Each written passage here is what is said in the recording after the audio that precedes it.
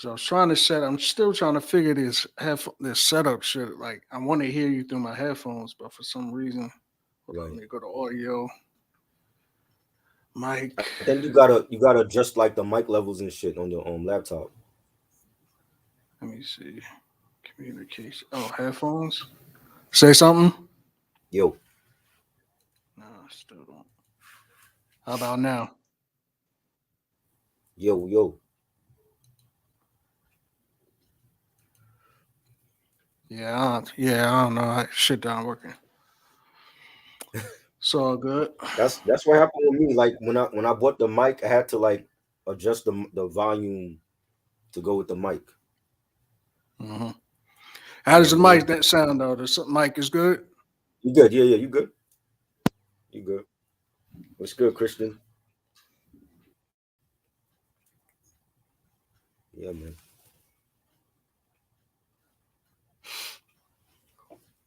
That's,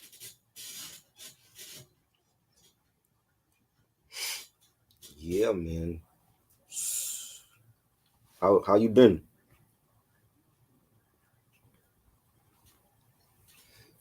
See, now I don't hear the mic.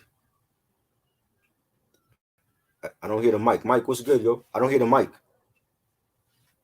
You- Yeah, I can't hear the volume.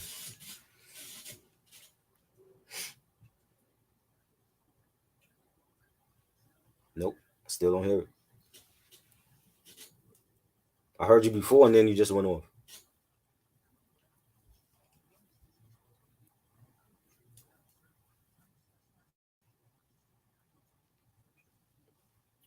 Nope, still don't hear you. What's good, Mike? How you doing? I'm chilling, man. Just giving our thoughts on these two albums tonight. Yes, sir. Oh, there you go. There you go. I hear you now. What happened? Yeah. I switched you back to how regular was. I'm gonna have to figure this Oh, out later though. okay. Yeah, Mike. Salute to you, bro. Who's in the comments? Who's in the I comments? got Salute Mike to the and people. Kristen come is in here, and everybody else will come on later. You know how they do. Word. Salute the You know what I mic. mean? Yes. Dope movie collector, man. Without the Christian. Yeah. I didn't want to do a review. I just like these two albums. People should know already. They're iconic. I just want to like give our thoughts on it, like favorite songs or least favorite Hmm. songs. First time hearing them and all that. Word. You know, um, I was planning on doing it to Mark. I know Thursday was like the actual release date, November 9th, 93, but I know Hmm. you said you was busy and I'm busy recording shit too. So I'm like, just we could do it tonight and just give our thoughts on these two albums. And it's something I wanted to do before. Hmm. I didn't get a chance to do it with volume with the Jay-Z volume 2 and Black Star, because I had that scheduled to do, and then I had a death in the family. Like my godmother had passed away, so Uh, I couldn't do it that week. So I was like, we got another iconic you know, day, really hip hop release day coming up in November. I'm like, why not talk about 36 Chambers and Midnight Marauders? You know facts. what I'm saying? Facts. Yes, it's both albums came out the same day. I mean, just gonna give our thoughts and favorite tracks on both of these albums, and when the first time we hear them, you know what I'm saying? So it's not an album review. I mean, but Kyvace, if you want to talk about each track, track by track, that's cool. But it's Mm. not like an album review. It's just more like paying homage to these albums.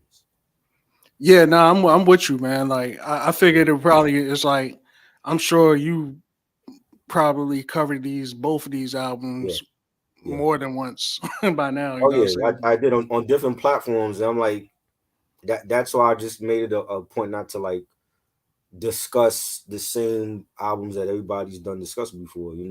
Right, I just right. I So, just wanted to, like it's easier for me to just discuss like an album and tell my favorite tracks or mhm. least favorite tracks or when I remember buying it. That's a lot more. is less pressure than actually doing an album review. Right. Yeah. You know, especially for two iconic albums like this. Like, you know what I'm saying? Like, if it was an album review, I had to be on point with both of them like that. yeah. You You know know, what's crazy though? Like, I guess I'm a few years younger than you, just a little bit. right? Maybe like one or two. I can't remember, but Wow. I didn't like this ever right here, especially like Tribe Called Quest. Yeah. Um, I pretty much was listening to it through my brother, through my older brother. So Hmm. this wasn't an album that, even though I like Tribe Called Quest and they singles before this came out, it's Right. like this. I wasn't the one to go to the store and buy this when it released. Like I don't think I was old enough at that Hmm. time to like really get into that. Like the first albums I bought was Third Base because the Pot Goes the Weasel joint, Yes, I remember. and I'm gonna tell you it's gonna be hilarious. It was Third Base, Hmm. Pot Goes the Weasel. It Hmm. was uh it was MC Hammer, Adam's Family, Oh, single. the single? Yeah, Oh, the wow. single. And it was Crisscross album. I bought all those three Nice. at the same time. And Nice. so yeah, that's the type. Those are the type of albums I was buying. Those are the Hmm. type of albums I was buying when I was into buying albums. It really wasn't Right. like complex shit like Tribe Called Quest yet. You know. Right. So that was like your first memories of Midnight Marauders when it came out? Um, it was probably just it wasn't the album. It was more so like the videos and the singles that came out, like Right. Award Tour and Relaxation and stuff like. And oh my god, that shit was crazy because you had animated Mm. Busta Rhymes and shit in the video. So those are Right. those are my introduction to this album. I ain't really listened to Right. the album until probably like years later after it came out. Like Right. even like I probably listened to Beats, Rhyme, and Life Oh, before I listened to really? this album straight out. Yeah. Wow. So what did you think about when you listen to Beat Songs in Life and then going back and listen to this album? Like, what did you tell a difference? Was there a difference to you with both albums, or I think this is why I like Beats, Rhymes, and Life so much, and everybody and a lot of people don't. I think that's right? the main reason is because Beats Rhyme, even though it wasn't my introduction to Beats Rhyme and Life wasn't my introduction to Tribe Called Quest. It was just my Mm. first time actually listening to a full project from him. So Right. I didn't know what to base it off of. So that's why I love that album so much. You know what I'm saying? And Hmm. a lot of people are like, "Oh, I hate that album." And I'm like, here confused. I'm like, "What? Yeah. That shit's I don't fire." get that. Yeah. So after hearing that and then going back to to these albums, I hear a lot of like, especially like the Suck MCs, Hmm. and they talk a lot about that in Beats Rounds of Life too. So it's like Right. I feel like they almost kind of like redid a lot of songs from this album on the Beats Rounds of Life joint. Right. So yeah, I think I think it still stands up. Like I don't know if it's Hmm. just because Beats Rhyme and Life is just my introduction to it, so I just had that love Right. for it. But I Right. think it holds up with all the rest of the albums they made. Still, Christian said, "Why is Lauryn Hill is trending because of what she said oh my god, we could get into that because at I the got a lot to concert say. about addressing why she was late." Yeah, I'm like, listen, like I saw TLC live on the Waterfalls tour. They were an hour late. The crowd was Mhm. booing them at Madison Square Garden, but they made up for it. This has been a pattern for Lauryn Hill for years, showing up 3 hours late. You had even Pras talking about it on the DJ Vlad interview that he did, and I'm like, yo, there's no excuse, and I don't understand why she's bringing God into it. That has nothing to do with her being late and being tardy for shows, but you know, salute to Lauryn Hill. She's a legend. When people pay Yeah, their hard-earned money to see you live, they want to see yeah, you at the proper time, not 3 hours later. You know what I'm saying? But yeah. that's probably why she's trending, because of what she said at the concert. Yeah, and it sucks because You like know, I've been defending Lauren Hill for a minute. Like I'm I love Lauryn Hill. Like she's fire. Like shoot that album, Yeah. crazy. Hmm. But just hearing that rant, Yeah. I don't know. It kind of hurt me. Like hearing that. Like I'm like, what? Like I'm like, all right, man. You Hmm. starting to. It's starting to feel like a lot of these rumors that I've been hearing about you over the years is kind of true. Like because she just has no Right. accountability.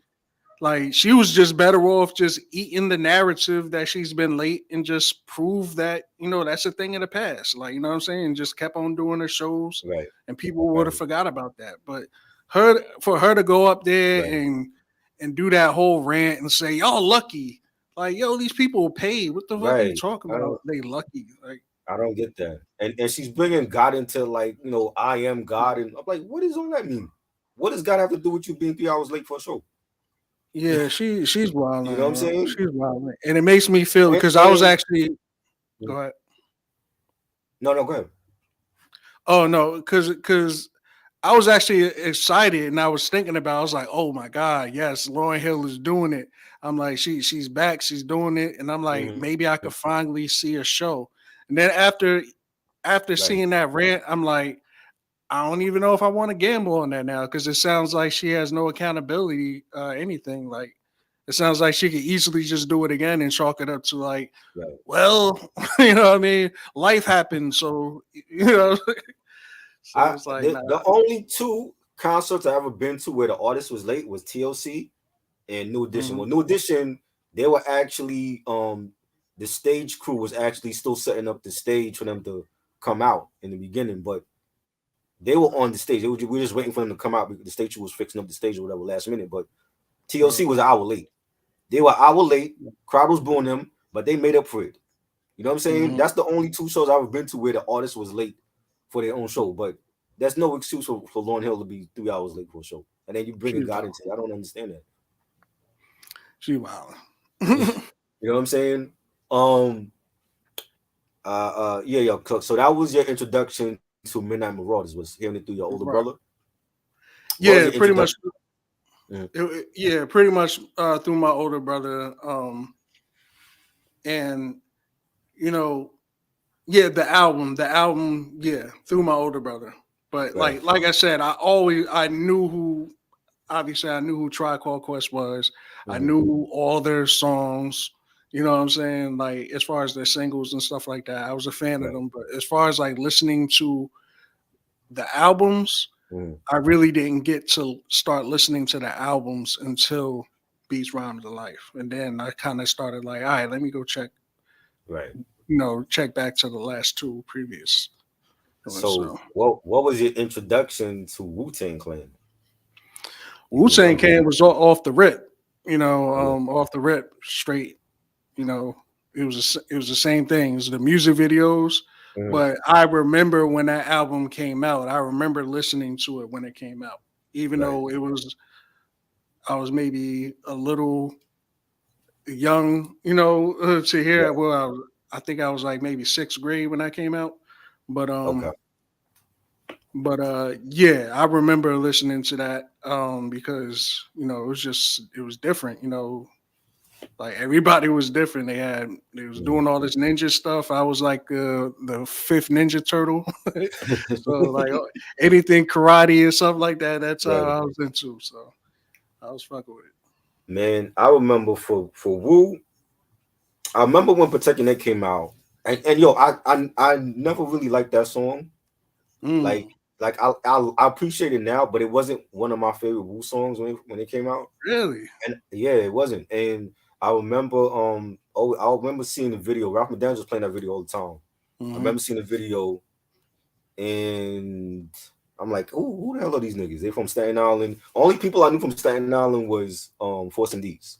You know what I'm saying? Okay. And then when they came out with Protect Your Neck, they kept playing it. And the video looked like a bootleg video. It looked like it was shot on like a Right. camcorder or something. I'm like, what is this low budget video I'm watching? Everybody else had, but this is before Puffy. So this is before like the $1 million videos, budget and all that. Right. And I remember seeing it, Method Man, the Method Man single, I heard it on radio first before I saw the video. I remember it Mhm. wasn't Stretching My Beetle. It was a college radio station. It might have been Special K and Teddy Ted playing it. And then Okay. like 93 was like I just started listening to Stretching My Beetle in 93. But it wasn't Stretching My Beetle. But I heard the Method Man song first. And I remember them saying it was the one of the members from Wu-Tang Clan. I remember the Protect Your Neck video. Mhm. Then I saw the video when it came out on Video Music Box, and I liked it. And then I want to say maybe Mystery of Chess Boxing. It was either Mystery of Chess Boxing or Cream is when they really started to bubble because like when I was in school. I had a friend in school that had the bootleg tape, and he had the bootleg of 36 Chambers, and he was listening to Mhm. it in his Walkman. And I hit him. I'm like, yo, what you listening to? He's like, Wu-Tang Clan. And then he was like, it's like 9 different MCs. They all spitting fire. So I he let me listen, and it was Bring the Ruckus. And then Mhm. I heard Shame on the Nigga. I heard Clan in the Front. So basically, like the whole side A, I heard. I was like, Okay. yo, this is different. It's fire. And then I want to say like by Cream, when Cream came out, that's when I bought the album on cassette Mhm. first. Bought it on cassette first. Okay. That was 93. And he knew people. He knew people at their street team because he had gave me like the stickers for the 36 Chambers, the Wu-Tang Clan logo stickers, and he gave me stickers for Midnight Marauders. Mhm. And I remember and Das Effects had came out with Straight Up Suicide. I think that was that year, 93. They came out with Freak It, and he gave me like the Das Effects logo stickers. So I had all those stickers, and yeah, I want to say like by the time Cream came out, I went and bought the album on cassette first, and yo, I was blown away. Like I never heard rap like that before with 9 different MCs all in one group, Mhm. and having the RZA's production. It was gritty. He took like kung fu films and sampled them into like bass lines and drums, and I was a huge kung fu fan. Like I took karate when I was younger. You know what I'm Mhm. saying? I was a huge Bruce Lee fan, and Chow Yun Fat. You know what Yeah. I'm saying? Jet Li. You know what I'm saying? Like some of those movies I have on DVD. You know what I'm saying? So um it was just different. I don't know. It was hard to describe. It was just different from what everybody else was doing. Like you had Boot Camp just started to come out. Black Moon ended the stage. You had Snoop and Dre doing their thing. Doggy Style was huge at that time. Chronic. You know what I'm saying? And but then you Yeah. had Wu come out, and Wu, they were just different, man. Like all Nah. MCs, non-MCs didn't sound alike. They were all different. Method Yeah. Man, Master Killer, Ghost, Ray, and Ghost was like wearing the stocking cap over his face. Yeah. So it's like he really took the name seriously. Like this is Ghostface. Like we didn't see his face for a minute. You Mhm. remember that They when he was they first was came real out, life. nobody saw his face. Like he was literally Ghostface. They was real life, like, you know what I mean, like superheroes, like for real. Like they was like comic book characters that could rap like really Right. good, like, you know what I'm saying. Yeah. And it was like, and it wasn't like gimmicky at all. It was just like, it was like, yo, these cats is raw from the streets, and they all can rap, like, so And yo, that I that's what caught every all of us, bro. when that album came out, every day I played that album. Every day I rushed home to play that album. Like anytime I played music, I always had a heavy rotation. You know what I'm saying? Even from when I was a kid, I had a heavy rotation. So Mhm. when I'm rushing home, I'm like, yo, I gotta play Wu today. I gotta play Enter the Stage. I gotta play Doggy Style. You know what I mean? So that album, Yeah. literally from '93 to now, has always been in my rotation. It has never left. You know what I'm saying? Mm. And just the impact that they had with the RZA orchestrating different record deals for each member. That wasn't done before. And we had crews before them. We had Juice Crew. We had Native Mhm. Tongues. You know what I'm saying? You had Yeah. Rhyme Syndicate from the West Coast. Like none of them had that individual deals where they like all together collectively as a group, and they all on Mhm. one album together. Like Yeah, who started that? You know what I'm saying? Like that when you was see those magic. groups, Like, yeah, no, go nah, ahead. that was magic. The shit that RZA did, like, I mean, I know they all like have their little personal issues with RZA and stuff like that now and shit like that, but yo, when you really look at it, like especially after watching the series they made and shit, watching documentaries and shit, like they really like he really put together like some magic, like, and he really set up like nine individuals to like have one of the best lives ever and shit, just because of his idea that he came up with. I don't know what happened to Try. Maybe he dipped out, man. But yo, Reg, what's good, man? What's goody? What's goody, chat? Let me. What is y'all first interaction with Enter the 36 Chambers?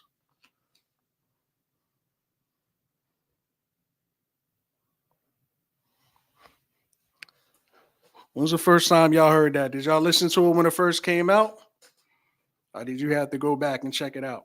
My bad. I cut my own self off.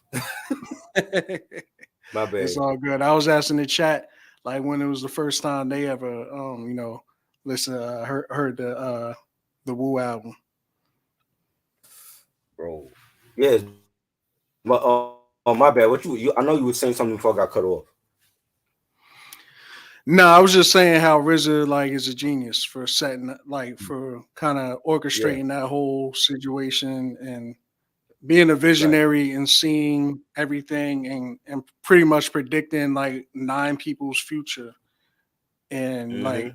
And and these individuals are able to feed their kids to this day right, based off of vision yes, that RZA had. And that's crazy. yes. And I love the way that that was portrayed in the Hulu series. Like, cause Hmm. he knew he had something. He believed in himself, and then the people around him when he started hearing how like yo like they on the block and they selling drugs, but they go to round their ass off.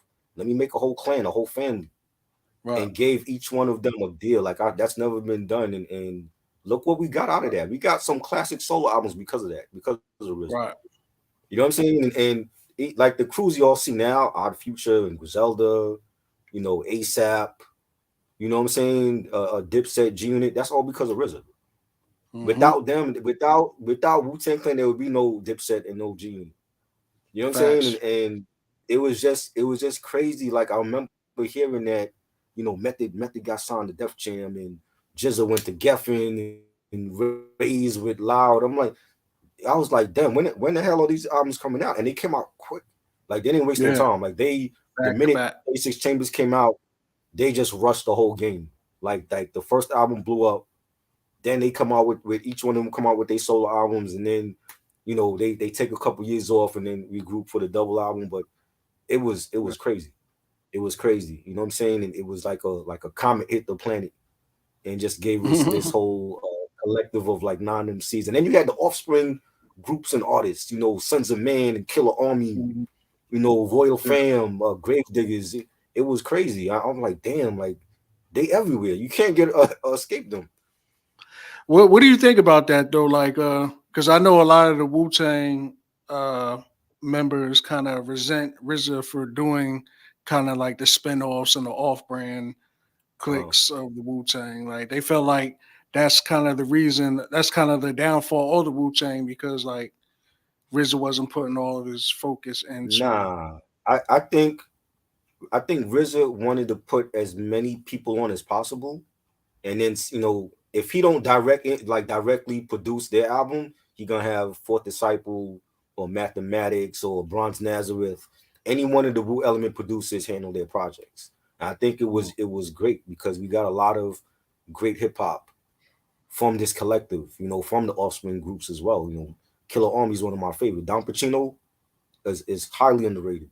Mm. Killer Priest, Heavy Mental. We talked about that on my channel a couple years ago. Did that album review. That's a classic album.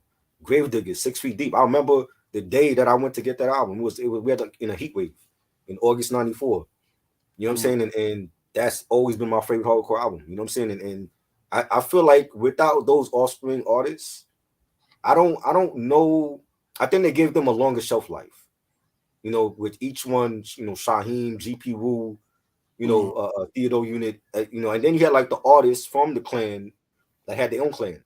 You know what I'm saying? They had their own Right. group. Ghostface had Theodore Unit. Theater Ray had unit. American Cream Team. There was like a side group with Jizza, RZA, and ODB with all it together. You know what I'm Mm. saying? And each one of them there was a website I used to go to in the early 2000s. They had every Offspring group and the members with their Offspring group. It's a lot. That's A lot of crazy. them haven't even come out with anything. You know what I'm saying? But I think that made it that much more. It gave them a mystique. Like, yo, this is like a hip hop gang, but it's a hip hop gang they all are collective and they all can spit fire. You don't want to have beef with them. You know what That's I'm saying? why And everybody that's kept saying they every time they see him, Mhm. they was like 50 or 100 deep. Like, Bro. It was huge. Remember on 36 Chambers when RZA did that little interlude and he's like shouting out everybody, all the DJs and the groups, and they were all over. They were all over the country. They went to Japan. People in Japan can't speak English, but they know the lyrics to the songs. yeah. You know what I'm saying? Like it was that crazy, and it was like they totally changed the game once in '93 with this album, and I don't think we'll ever get a movement like that again. I think that was like a jolt to the industry and to Mhm. hip hop, and it gave us many classic albums and great artists from this collective, and where would we be right now 50 years without Wu-Tang Clan? You Nah, know what I'm you saying? can't. Like when people talk about best groups ever, immediately it's the Clan for me. I Oh love yeah. NWA. I don't think NWA is better than the Clan. I think immediately Wu-Tang Clan is the best group ever. Who You you know what I'm said saying? NWA? Yeah, I mean NWA was great. I know people they love NWA. Some people say Ghetto Boys. Some people say Run I don't DMC. know. Hot They take. would all be on my like Run DMC for me. Growing up in the '80s, they were like my favorite because I remember when Walk This Way came out. I remember when Raising Hell was like one of my first rap albums I bought on vinyl. Like Mm. early, you know what I'm saying? And it was Raising Hell, it was UTFO, and that's it. Everything else was like pop or R&B, reggae. But Run DMC before Woo, Run DMC was like my favorite, and they still on my list, like easily top five all time for what they Well, did, and having back when DJs mattered, having a DJ like Jam Master Jay, who went out on his own and discovered artists like Onyx, set up JMJ Records at Def Jam. They had the first sneaker deal with Adidas.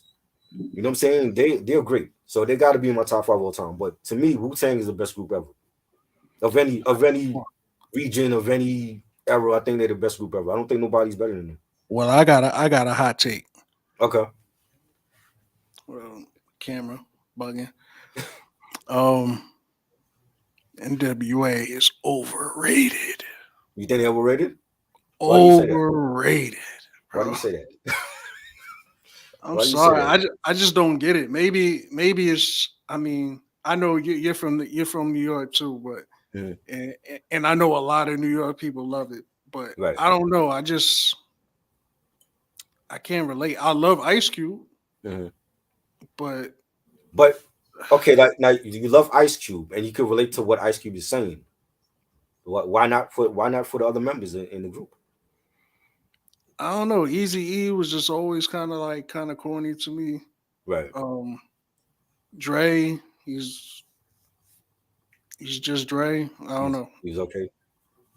He's cool. I mean, his beats is dope, of course, but he's a dope producer. See, But when I look at artists outside of New York City, on the West Coast or the South, and you listening to these artists, I think, especially NWA, like we might not be able to relate and be living the same lifestyle like them, but I think through their music you can understand what they were going through, growing up in South Central and Compton and all that.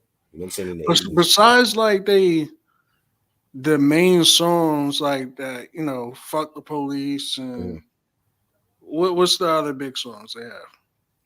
They had Remind me. respect yourself, Like and yourself is dope. yeah. Um, my mind is drawing a blank right now. They Yeah, had Mhm. besides those like the popular joints that everybody should know, you know what I'm saying? Right. Like, are they? Maybe I gotta just listen to the albums, but it's Uh-huh. probably too late for me now because we're like in a totally different era. But like, I don't know, like I just feel they kind of overrated, man. I feel like the Mhm. image was larger than their actual music, And and the that's music. what's and that's what's making them like more highly regarded than a lot of other groups. It's like to me, it's like why is NWA even in the discussion with other Because groups you like know Wu what, Tang? even at that time, right, when they first came out and they blew up with those albums, it was the white kids that was buying their albums. It wasn't us. It was the white kids, Right. and that made them go multi-platinum. And remember, their songs wasn't being played on radio. Wasn't being played Hmm. on radio. They were only selling their albums behind the register of a record store. You know what I'm saying? That wasn't going on with a lot of other artists. Like you can easily get a Kid and Play album. You can easily get a Jazzy Jeff from Fresh Prince album. You know what I'm saying? Right. But NWA, just think of that time in the '80s when rap was still new and it wasn't so corporate. But the things that they were saying, like they literally banned them from radio, and they still managed to go platinum. You know what I'm saying? And then you had like the the gangster rap production from Dr. Dre. You know what I'm saying? And Easy. And, some people like Easy. I felt that way for a minute about Easy. Like he is an acquired taste. He didn't have like a rapper's type of voice. Like when you hear Black Thought, you're like, yo, Black Thought sound like a rapper. You know what I'm saying? Easy didn't have Hmm. that. But I respect him for what he did with them, and having Ice Cube. Ice Cube was one of the best solo artists to come from a group, in my opinion. You know what I'm saying? Like he had But I a just great keep run. Mhm. yeah. I just keep seeing them like name. I keep seeing their name next to like Wu Tang, uh, Right. Mob Deep, Mhm. Outcasts. And to me, it's like, yo, like why? I don't know. I don't get it. Like why? Because I feel like I all think, these other well, I mean, groups are like that. from what I said, and I think having each member from NWA, go out and do their own thing and make a name for themselves. MC Ren to me is another underrated. I think he's the most underrated in the group. You know what I'm Mm, saying? I think Ice Cube had the best run as a solo artist from, Kill It Will to I'll say Lethal Injection. 'Cause I think after Lethal Injection and after the first West Side Connection album, I think that's when he started to become really Hollywood. But his run as a solo artist was great.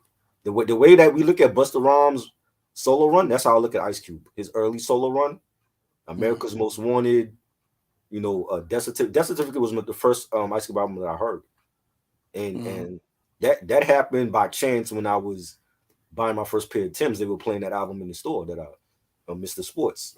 It's no longer around, but I bought my first pair of Timbs from that store, and they were playing the whole Death Certificate yeah. through the speakers in that store. That was my first time listening to Ice Cube album. You know what I'm Hmm. saying? But like they would play Ice Cube videos. We saw Jacking for Beats. We was rhyming Yeah. over different beats and all that, EPMD, Digital Underground, and all that. They were playing that up here.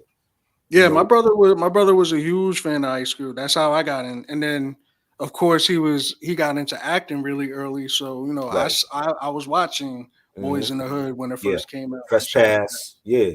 yeah. Like we watched all those movies, Trespass, Boys in the Hood. Mhm. You know, So I was a fan, yeah, automatically. But like as far as the other members, that's what I'm saying. I feel like their image, it's like, okay, Easy E, he was a character, you know what I'm saying? Very mm, likable guy, and then, he passed away, right, due to AIDS.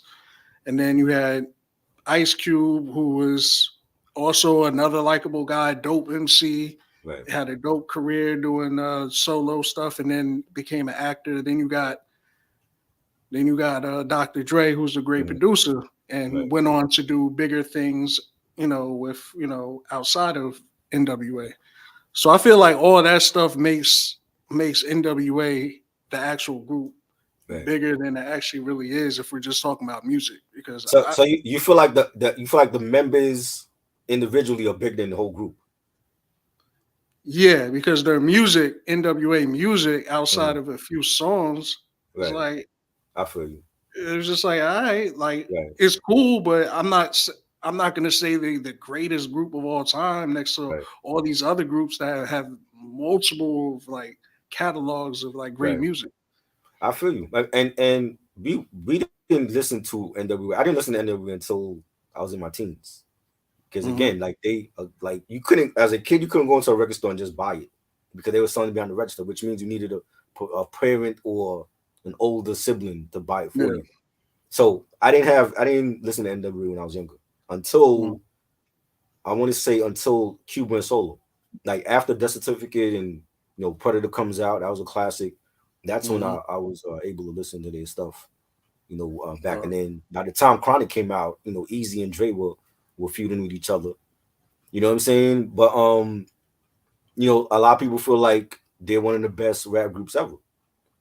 You know what I'm yeah. saying? So that's why I say, end up with the like, when I think of best rap groups, I think of Wu-Tang, NWA, Outkast, Mobb Hmm. Deep. There's a lot. You know what I'm saying? Bone Thugs, easy gave us Bone Thugs. Bone Thugs Yeah. was always one of my favorites from day one. You know what I'm saying? But I think for Wu just changed the whole game. You know what I'm Yeah. saying? It's as with production, with lyricism, you know, um, you know, really putting Staten Island on the map for the rap game. You know what I'm saying? Hmm. And they accomplished a lot.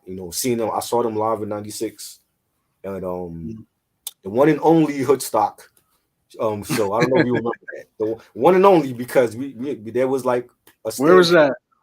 That was in Harlem. It was. Oh That wow. was in And Harlem. what year? That was '96. That was back when we had Mayor Giuliani. Rudy Giuliani was our Yeah. mayor, right? Okay. And that's like the first time they put on an all rap, free show for the city, right? And it I was don't know. spontaneous. It wasn't promoted. It was spontaneous. You had like maybe a day or two to get ready for this, See, I but had already moved to Jersey by like mhm, '96, so right. Nas I. Nas was supposed to Nas was supposed to close the show out, but supposedly the rumor is he got stuck in traffic. I don't believe that because Mm. everybody else made the show. Slick Rick was there, Where was Cash it in Money. Harlem?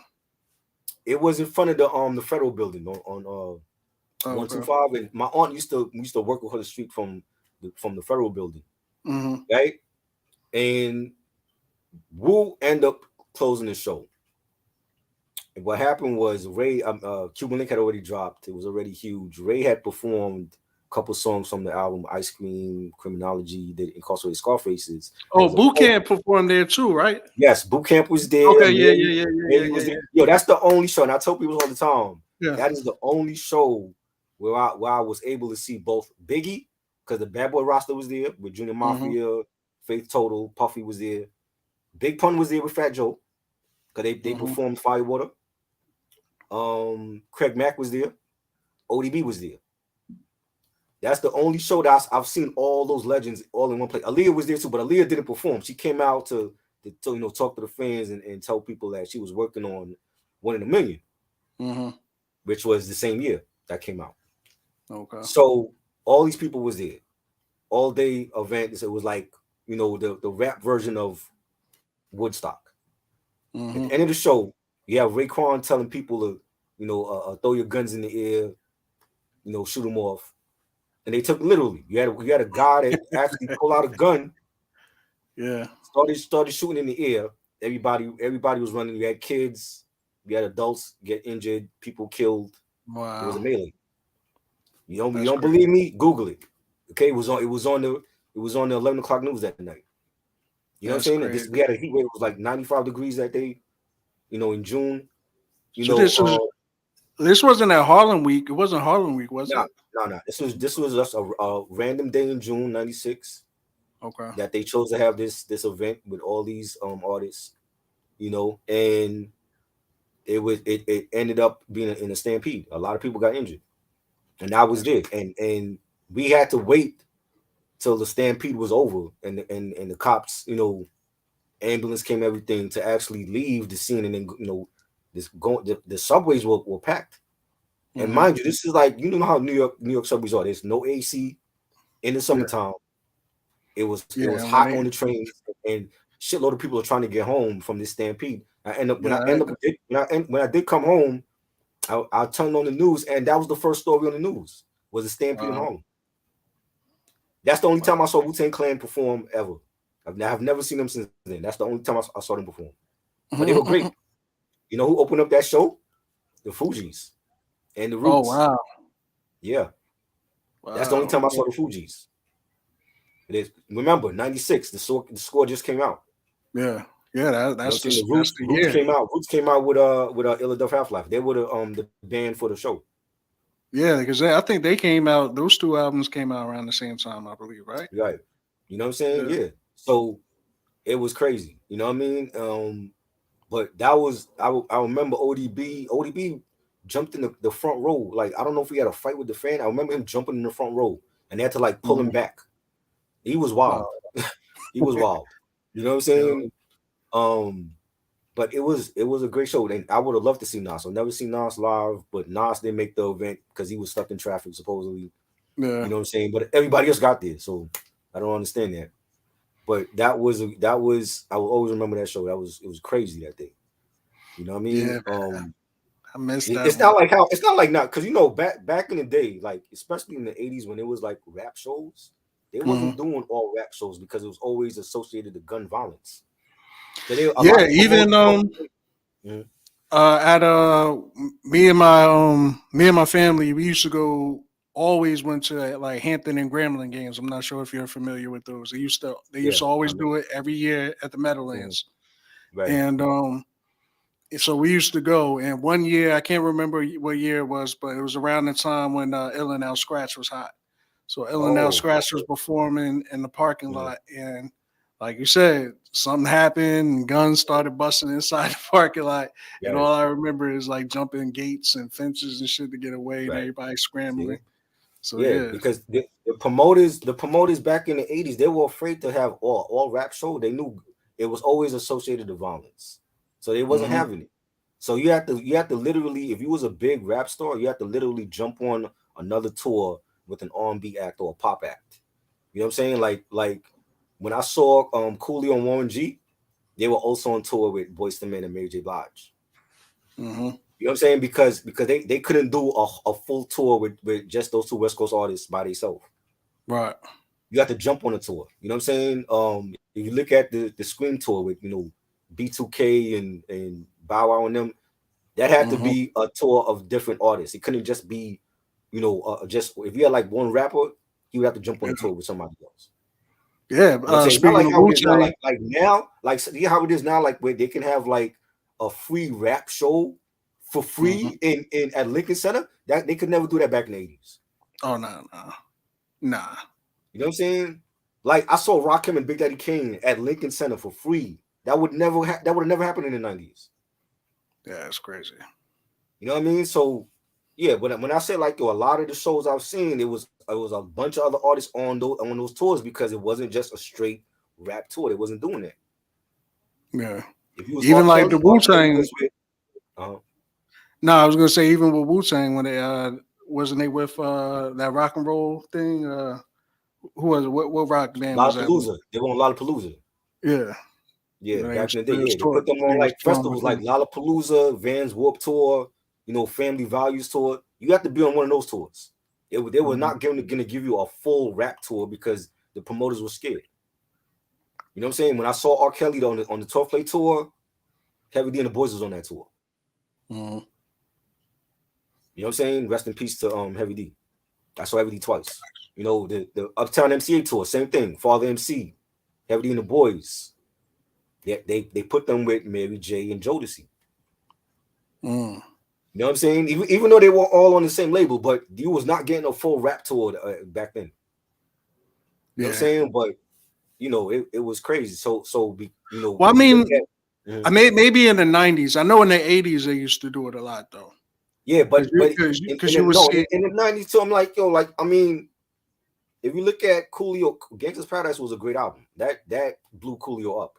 Coolio could have Mm. easily had a world tour by himself. They didn't put him Yeah. on a world tour by himself like that. He even said it like, yeah, though, there's a show called Hip Hop Treasures, right? And they've been going around and collecting different artifacts from different artists to put it the hip hop museum opening next year in the Bronx. The episode with Coolio before he died, he did the episode. He donated. there was a he had a bike that he had on the tour. I don't even remember this. He had a bike on that same tour that I went to see him on.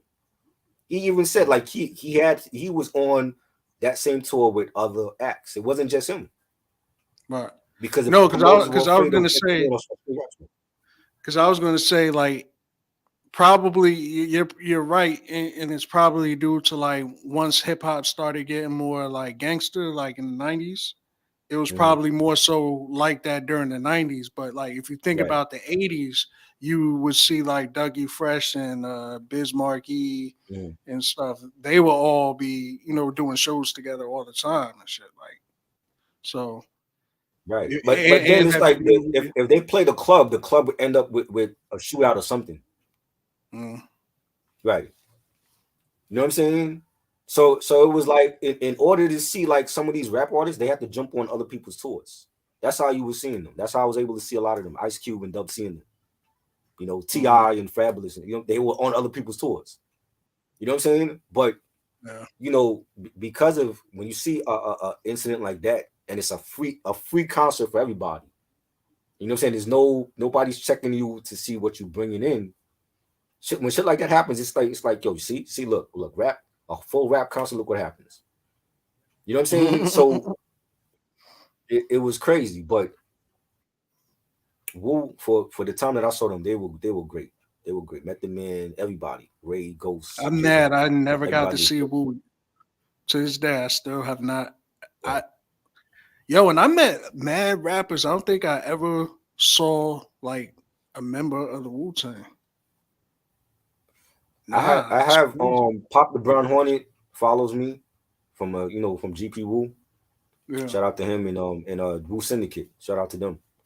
You know what I'm because I saying? used to go to. I had a Mhm, connection for the VH1 Hip Hop Honors.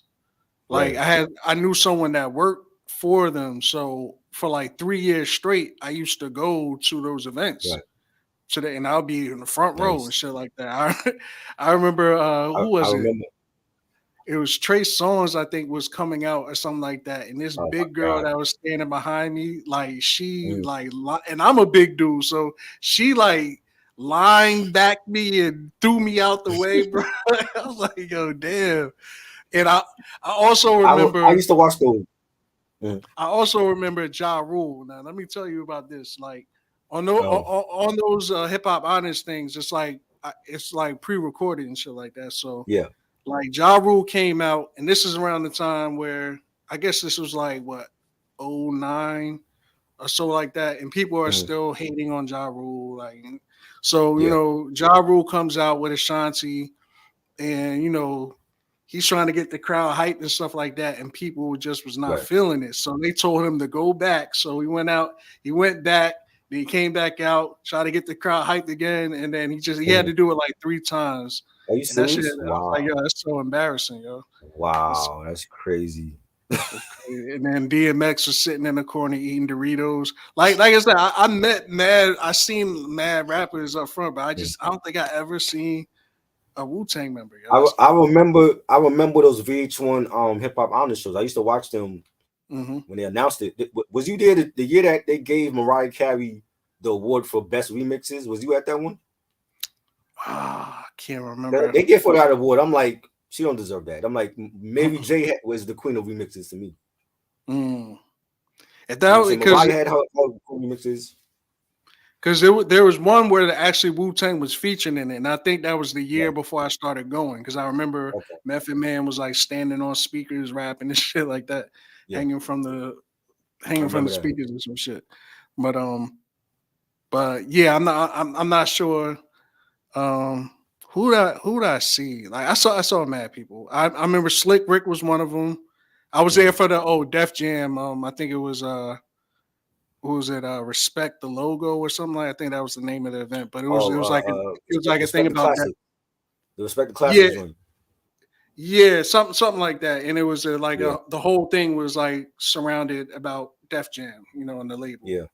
So That's yeah, what they I got put. That's like the sticker, the promo sticker they put on like they vinyl now, like respect the classics and hmm yeah. so Yeah, they yeah, need I to got bring that shit back though. I that's like the only thing I used to really watch on there, man. I'm like, I don't know why they got yeah, rid of it.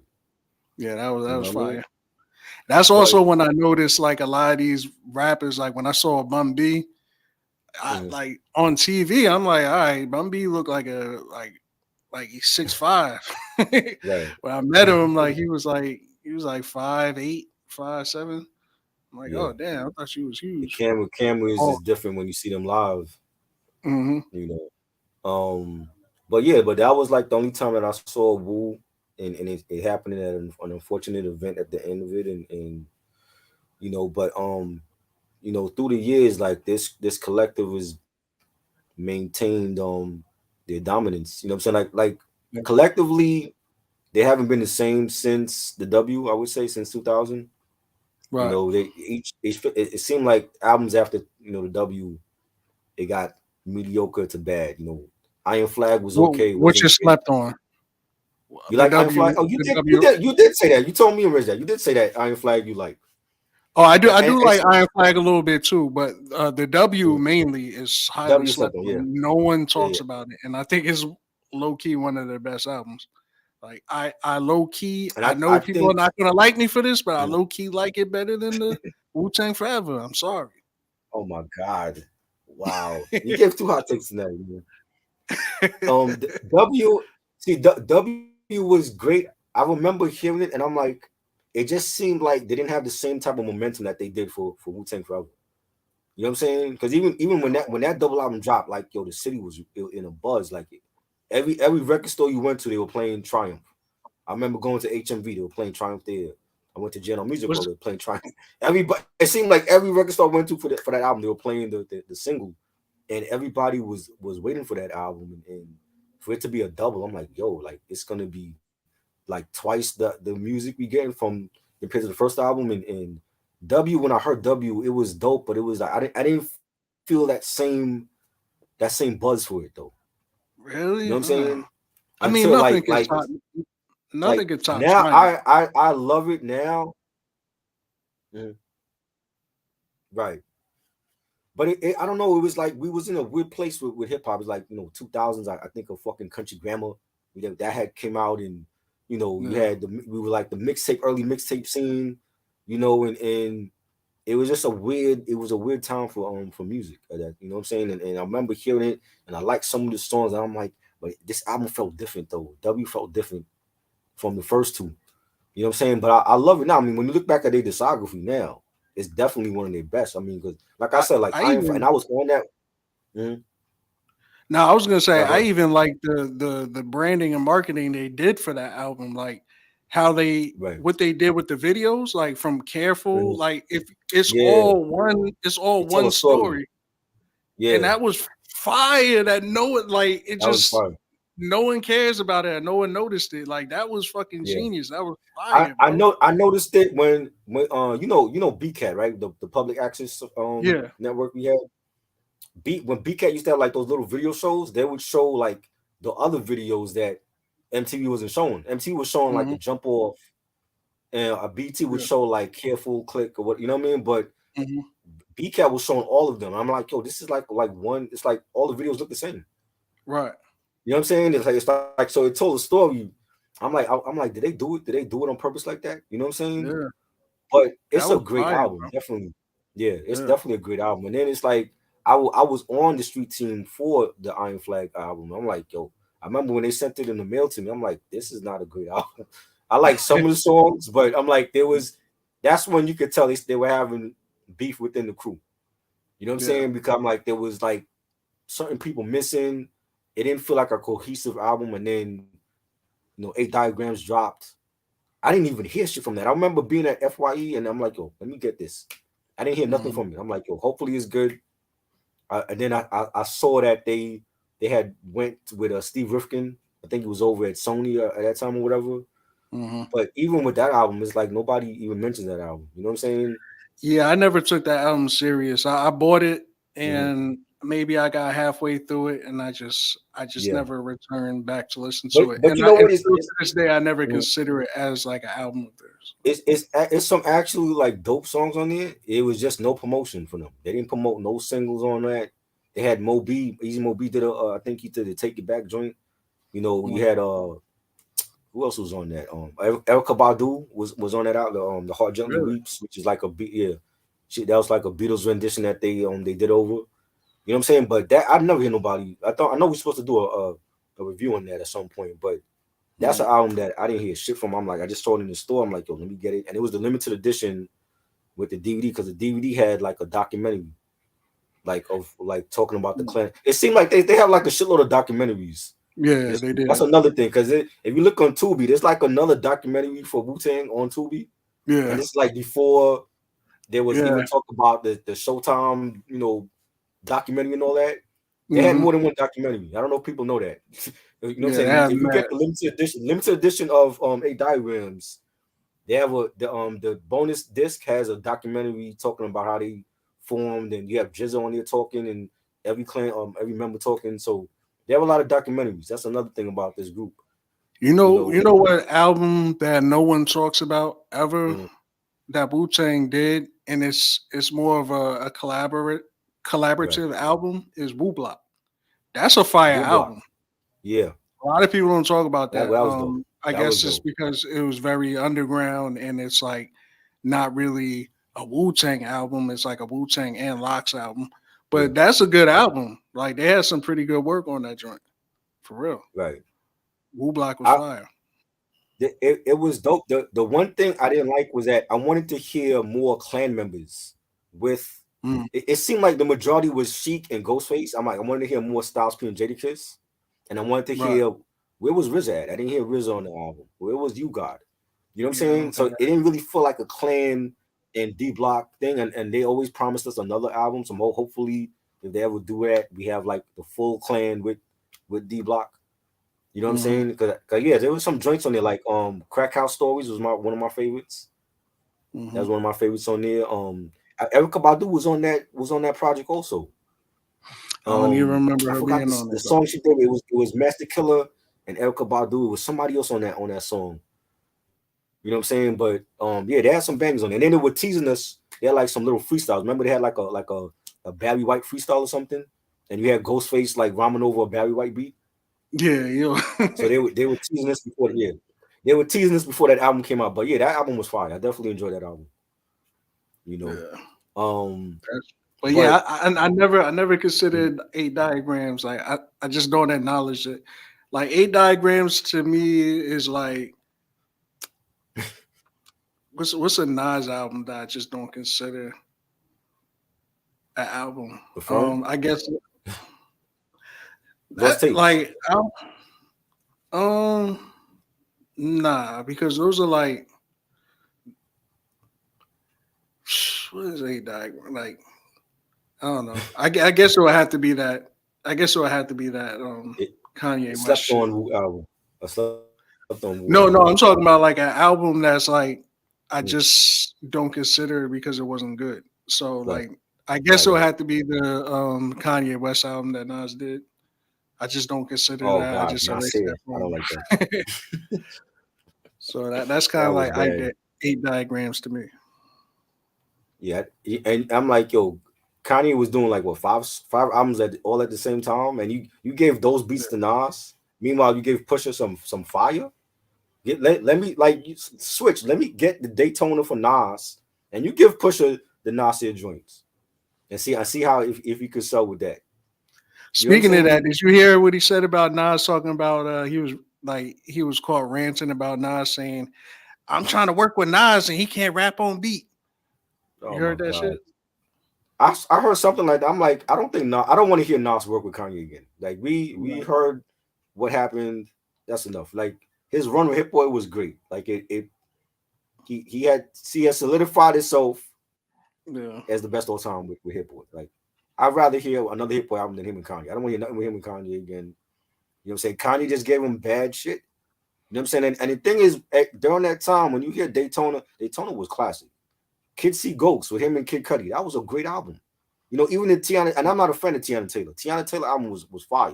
But you give hmm Nas that shit, that garbage to what's that joint where he sampled the slippery joint? Cop shot the kid.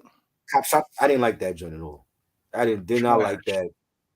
I would never buy that album. I'm like, bro, like that album was not good. And I think people bought it because it was Nas and his Kanye. I'm like, but it was bad. Yeah. You know what I'm saying? I'm like, no, I don't want to. I don't want to see Nas near Kanye ever again. Not, I don't even want to see them in a picture together. You know what I'm saying? But you know, getting back to this album was like I said, like this is such a groundbreaking album, and it just changed the game for how an artist could come in with their crew and put their crew on, and they got to thank Wizard for that. Rick Ross got to thank Wizard for that. Yeah. You know what I'm saying? There would be no MMG if it wasn't for Wu-Tang Clan.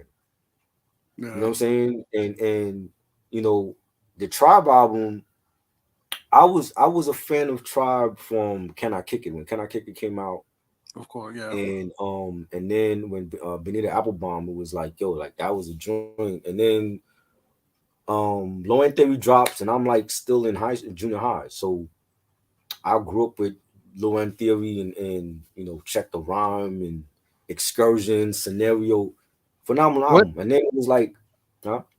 What is your favorite Tribe Called Tribe Quest Called album? it's always a tie for me. It's always between Low End and Midnight because like for Low End, I was in junior high for that, like sixth grade, and then when Midnight Mm-hmm. Marauders drops, I was like a freshman in high school when that came out. You know what I'm saying? And 93 was like a bad year for me. Like I lost my grandmother. I was really grieving for her, and a lot of these albums was my therapy. So listening to like Midnight Marauders, it always puts me back in that year in that zone. Mm-hmm. And that album, I remember buying. There was I think they were on the cover of a Source magazine. I want to say it was the November or December issue for Source magazine, and they're talking about that album.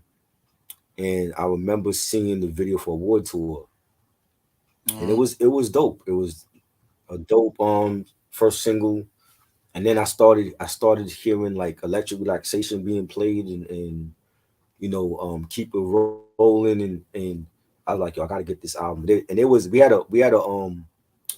a store around our way. It was like a hardware store called Maisons, and the security Mm-hmm. guard in there, his name was Wise, and Wise had just bought the album on cassette. So I didn't get the album just yet. So he had the album on cassette, and he gave it to my mom to for me to listen to. So I listened. I dubbed the album. Back when we had cassette tapes, I dubbed the album Yeah. from The his two cassette, joints. and I was playing it. Yeah. Yeah, I was like, oh, he got the album. Let me hear it before I buy it. So I remember dubbing it on the tape and hearing it. I'm like, yo, this shit is phenomenal. The beats and the lyricism, and I like the way that they incorporated like the computerized voice between each song, Mm-hmm. and Yeah. presenting the album. It was like a futuristic sound, like having this robotic voice, start the album off, and then the woman comes in between the songs, and the production was just great. And I'm like, I didn't think they could top Low End Theory until this came out. You know what I'm saying? Yeah. Steve Biko and Sucker Nigga, and you know oh my God, and then seeing the videos for some of these songs. Oh my God, remember when that video came out and Ralph was playing it, and you seen Busta Rhymes on top of the bodega with the bright Yeah. yellow jacket and hat, and I'm like, yo, that was crazy. They were like on a flatbed truck in the streets. I'm like, bro, that is a fire video. Like I love that. You know what I'm saying? And seeing the video for Electric Relaxation, and it's like all done in black and white, and it's like Mm-hmm. wintertime in the city, and that was phenomenal. And that song was being played everywhere too, in commercials and Yeah. movies and stuff. You know, That was um, that's what hit yeah, me. It was that song. A world yeah, tour was dope, but I think yeah. like the relaxation, like because like you said, that was played everywhere. So you couldn't Everywhere escape was that, playing it. and it was Yeah, just a vibe. Like just hearing that song at that time, like right. still a And vibe. it was a melodic, joint. You know what I'm saying? And you know, I don't know, like the production was just great on every track for me. You know what I'm saying? And having Lost Pro on the album, and having and just the album cover, like the album cover with Yeah, just let's like talk all about of these famous but bro, like I'm looking through the Source magazine and I see the ad for it, that. and I'm like, yo, this is the album cover where you got Chi Ali on the album cover, MC Search. You know, you got Kid Capri and I'm like, I always love this album cover. Like with all of the people on here, I'm like, Yeah, this I wanted this poster on my wall. I'm like, yo, because they had everybody on the album cover. Heavy D, rest in peace, Red Alert. You know what I'm saying? You had the Beastie Boys on here. It was crazy. You know what I'm saying? And that was like, yo, like that was the perfect album cover for this album. You know what I'm saying? facts. That's why people remember it. Like we remember iconic album covers. Mm-hmm. You know, when you think of like Ready to Die, you think of the little baby with the afro on the Yep. cover with the all white background. That's iconic. You know what I'm And that's saying? what we When need you to when get you back to. I've been begging people to get back to yes, like art. Like, yo, yes. like stop with these half-ass album covers where it's just some random bullshit on your album. I don't know who started. I think Drake started that, or maybe Kanye West, but that shit is trash, man. Go back to like actually putting Yeah, some effort into your album covers, yo, because that all ties into like what your facts, music sounds like. You know what I'm saying? Like for real, it facts, really does. I facts. know, I know it sounds crazy, but it really ties Nah, into you're right. how your music sounds like. You're right. Because it's like, you know, when I'm a little kid, when I'm 4 or 5 years old, and my mother has these stacks of albums, and I'm like looking at the album covers. It's the album covers that drew me into the album. You know what I'm saying? Mhm, If I'm when I'm looking at the album cover for Thriller, you know what I'm saying, and he got that pose, that iconic pose with the yeah, white suit on, and he got like the little baby tiger in his hand. That's shit that I remember at 5 years old. When I'm looking at the mhm, album cover for Purple Rain, and he's on the motorcycle, and Apollonia is standing on the staircase in the back, like that shit that I remember. You always remember shit when you know those are like memories. So like, you know, all the Earth, Wind and Fire covers, they all were like futuristic and all had like that alien UFO type of vibe to it.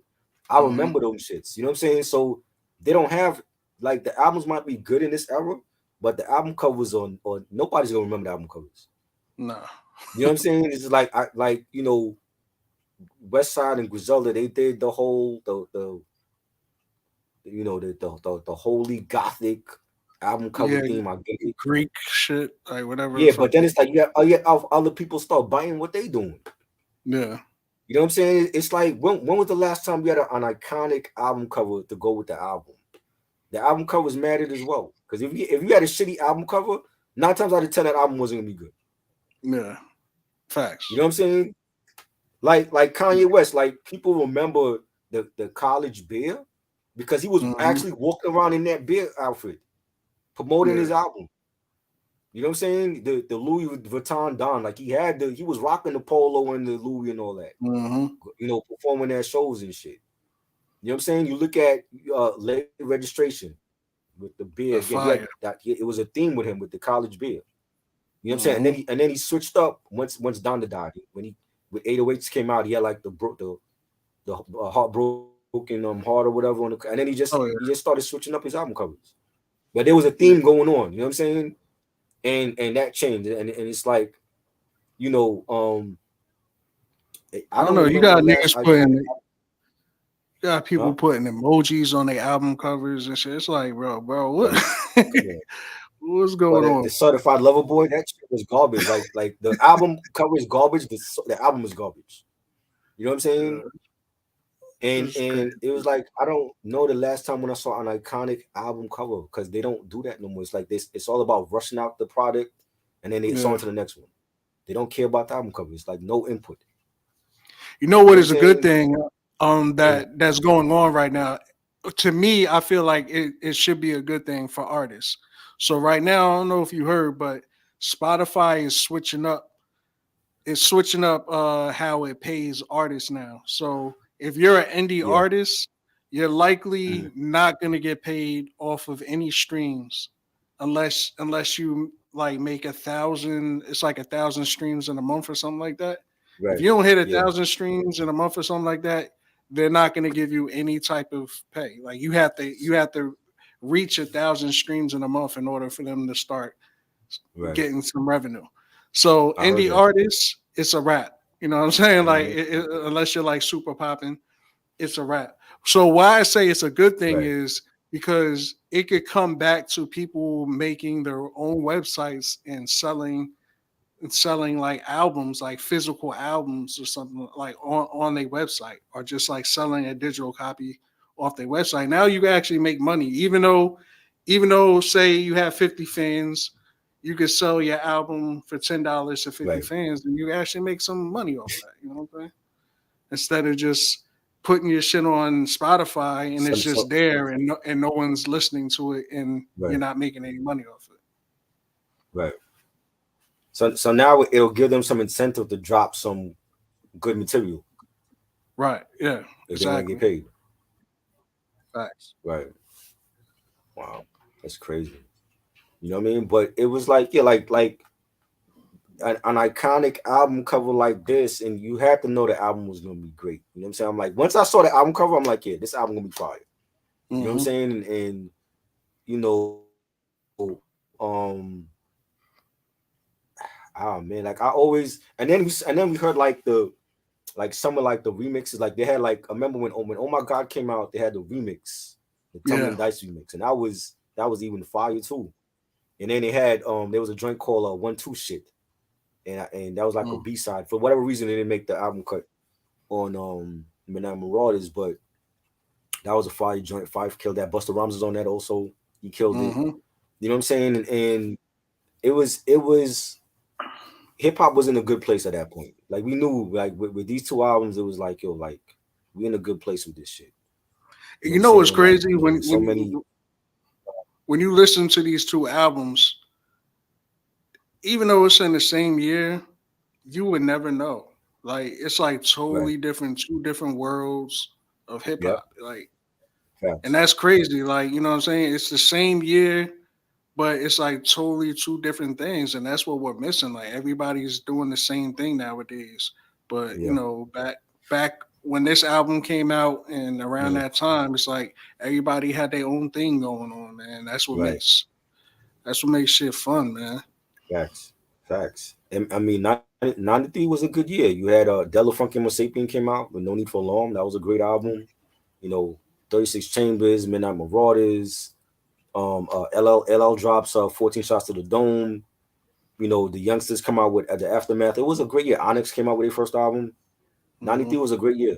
Definitely a great year for a lot of hip hop classics. And like you said, like nobody sounded the same. All of these albums sound different from each other. You know what I'm Right. saying? Lords of the Underground, they came out. Here Come the Lords. Love that album. You know what I'm saying? I was heavy on my cassette shit for whatever reason back then. I was just buying a lot of these albums on cassette back then. Well, And that was the cassette era though. Like the CDs wasn't yeah, really yeah, out like that. right. You know what I'm saying? Like I had just started buying, like I started buying CDs in 1990, but I wasn't Really, buying everything. Yeah, I wasn't buying you was everything. fancy. Yeah, well, I mean, what, because we had just gotten a Techniques home system, and it had a Hmm. CD player, it had the tuner, it had the cassette deck. But CDs were more expensive than cassettes at that time. They were like, depending on where you go, we went to like HMV, and Yeah, HMV would be like 15.98. you was on You some know, alien shit. the Wiz had the best prices for cassettes. They were 9.98. So a Hmm. lot of the times, if I didn't have the money for the CD, I would buy the cassette. So a lot of the times, I bought like, Machiavelli on cassette. I bought Into the Wu-Tang on cassette, Doggy Style, Chronic, the Brat first Hmm. album. You know what I'm saying? Because for some of those times, I didn't have the amount for the CD. I was like, yo, I got the amount for the cassette. Let me get it on cassette. And then Hmm. later, I ended up, buying buying them later on CD or vinyl. But yeah, this was like the time when I was buying a lot of cassettes, and I was like, yo, like I was just in the zone. It was like so much great music out. You know what I'm saying? And that's all that mattered. You know what I'm saying? When we having discussions like this on the front stoop, or we having it in like the back of the classroom, I'm like, yo, who you think is the better MC, Jay-Z or Nas? We were doing this back in 98, 97, 98 Right. before the beef happened with them. You know what I'm saying? I'm like, bro, this is nothing new. This is new to y'all. We've been doing this shit. I'm like, yo, who's the better group, Wu-Tang or Black Moon? Who you like better? You know what I'm saying? Better producer, Dr. Dre or Teddy Riley. You know what I'm saying? Like we had all this shit going on. You know what I'm saying? And You it was just like made me. to have like no, No, I was gonna say you just made me think. Like, what was the first CD I bought? Because I know I was still buying tapes in '96 because I remember my freshman year of high school, the Right. two tapes I got was J. Rule the Damager I had that with on cassette too. I had that on the tape. playing you're playing yourself. That what was the Oh, name of that album? Wrath of the Math.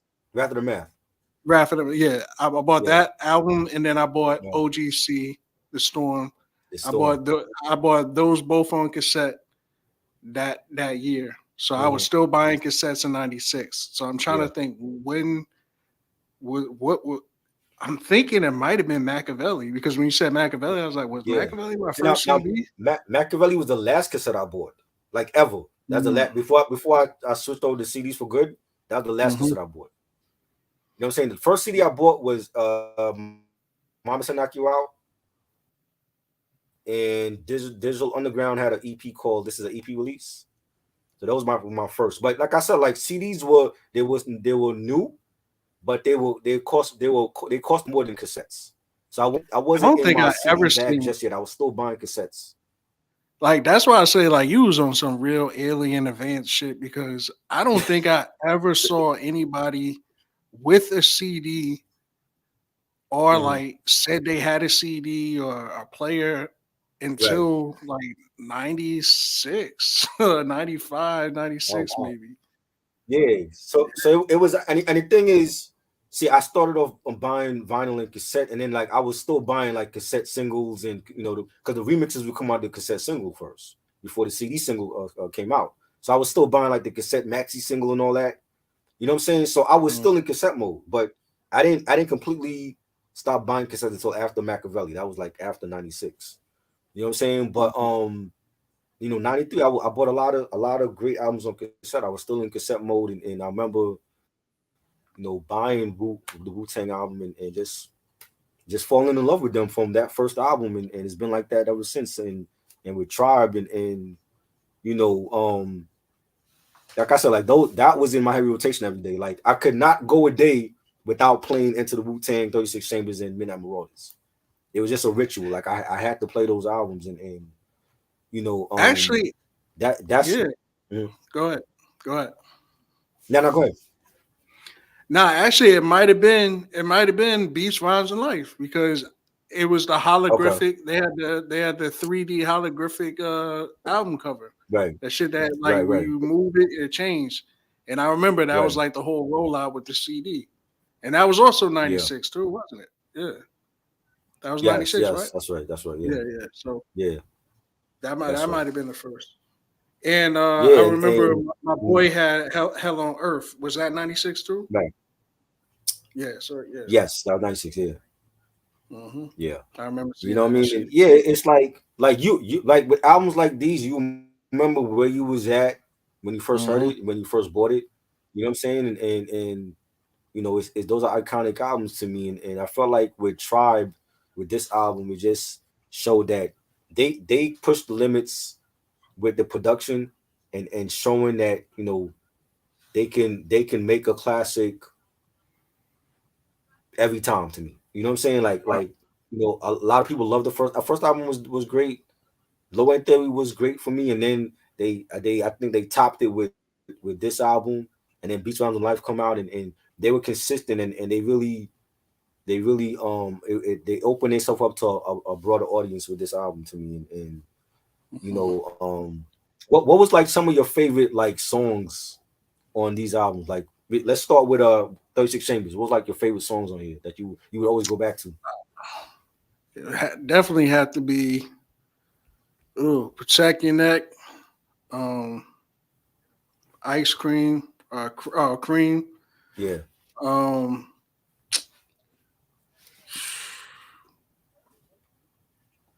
it would be that. What was it? I think it was the second half or the first half of the album where it was just all nonstop uh, bangers.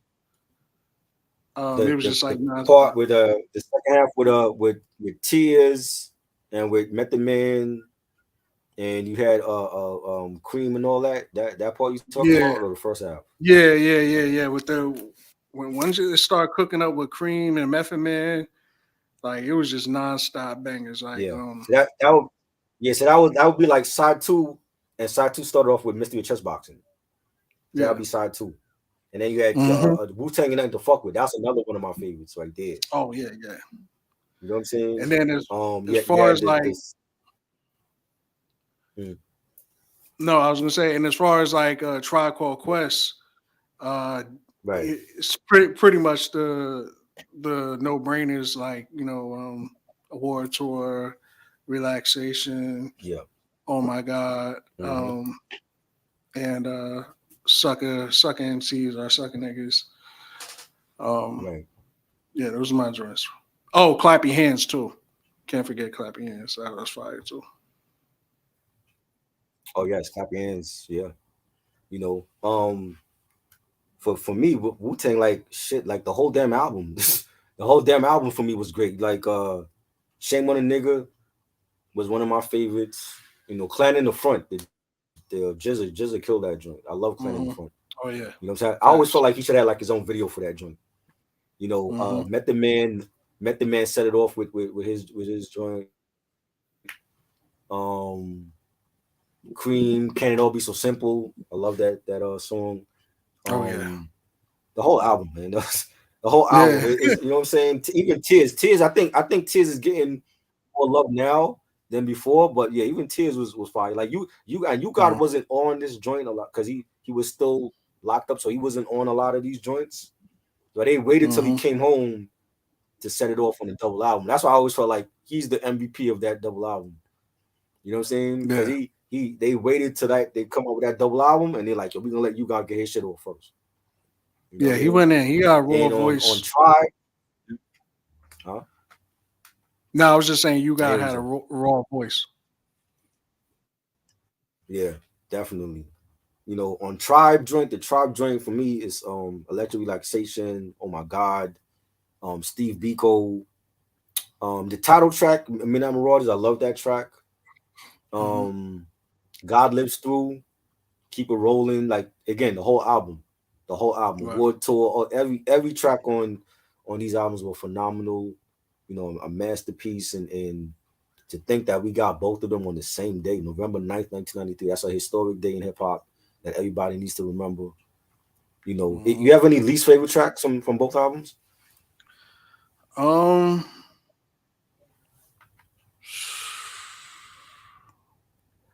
Nah, man. They just like overall, they just all like great albums. Like I don't think I Yeah, could necessarily say I don't like anything from an album.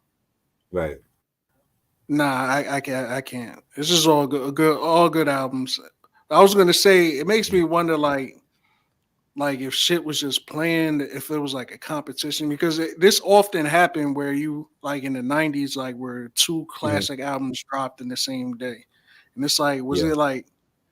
It's not like today where there's like so many artists dropping. Like it's just always gonna be a coincidence that people are gonna eventually drop at the right, same time.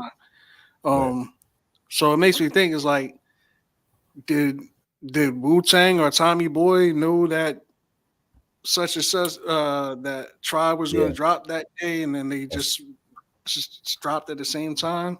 Because that's true. it seemed like that always happened in the '90s. It was always two albums Yeah, that dropped it the same was day. competition back then. Like you knew like I remember when the Roots came out with Philadelphia, they heard Hmm. how fire Hell on Earth was, and they were trying to compete with well, not Hell on Earth. I think it was the with 36 Chambers, and they Hmm. purpose and Questlove was like their beats were harder for that album because they were trying to compete with Wu Tang. They were Hmm. trying to compete with the Infamous and all that. You know what I'm saying? So, and then when you hear Philadelphia, it's a fire album. The Right. beats were harder. You hear Clones, you hear Concerto or Clones. Desperado, you hear Push Up Your Lighter. You know what I'm saying? Like every track on that album was classic. You know what I'm saying? So That was my back then shit. it was funny competition. Like even with Big Pun, when Big Pun and I heard Fat Joe say this when Big Pun when they were dropping Capital Punishment, they were competing with Puff Daddy. That's who they Hmm. were competing with because they heard the No Way Out album. They were competing with him. You know what I'm saying? And Word. they wanted to make it accessible to mainstream, but still hit hard on the underground. And Capital Punishment is a Frontline classic. Yeah. You Facts. know what I'm saying? And that came out of Fat Joe's mouth.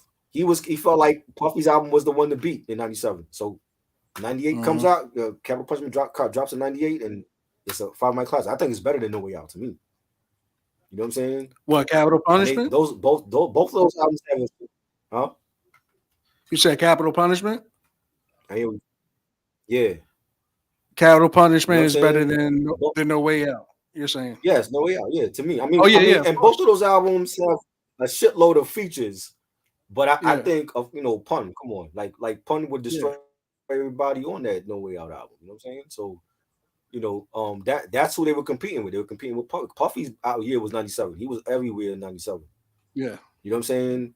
If he wasn't on your remix or he didn't produce your joint, then you was doing something wrong because you had to have Puffy on your joint back in '97. That's just how it Right. was. You know what I'm saying? And 98 comes and we get Capital Punishment, and I'm like, yo. So they were competing. They knew like who was coming out, and they knew that back then it was friendly competition though. You know what I'm saying? They Yeah. knew like, oh, this album dropped and it's sold or it's getting all these 5 mic ratings. I got to come out with something better than that. You know what I'm saying? And that's just what it was back then. You know what I'm saying? We don't have that competition no more. It's like everybody's friendly, Yeah. everybody's clicked up.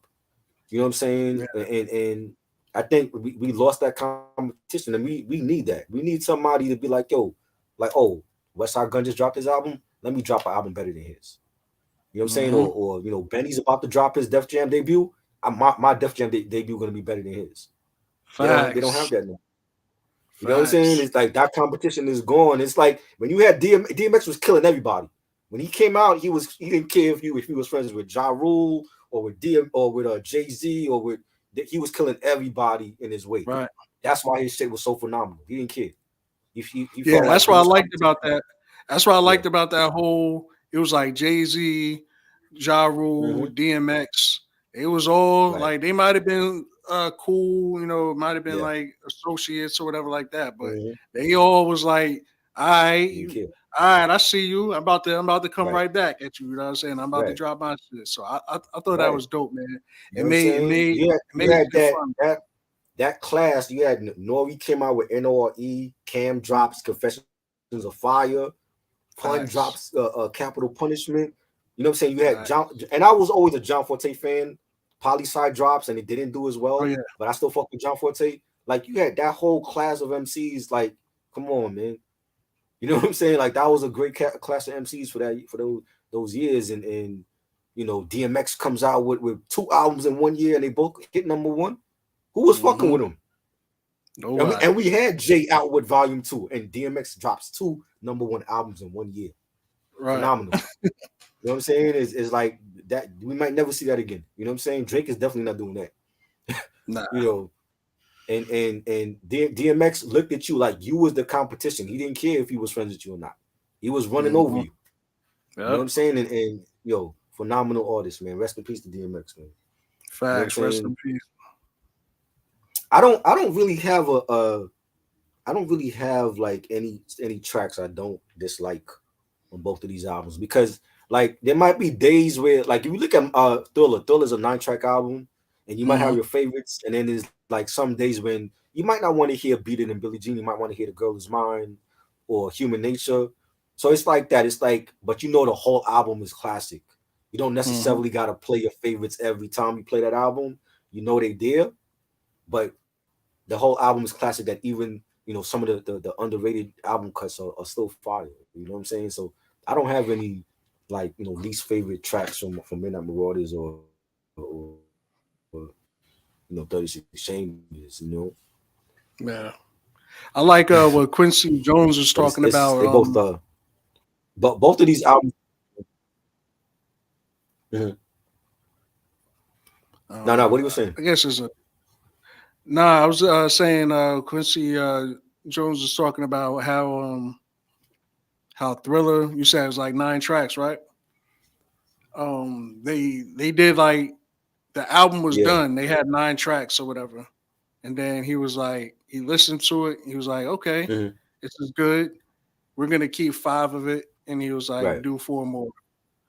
And then like they did that like 2 more times until like they made Right. sure like every single song was like a banger. Like you know what I'm saying? I think Yeah, that's bro. dope. They had the rumor is they had 900 songs for Thriller. 900 songs, right? Mm-hmm.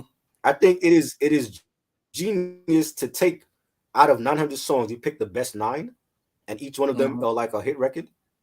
Yeah. I don't. That's like one in a million. Not every artist is doing shit like that. Right. You know what I'm saying? Like I know if I was in charge of picking 9 songs for Thriller and it was out of 900, it wouldn't have been those.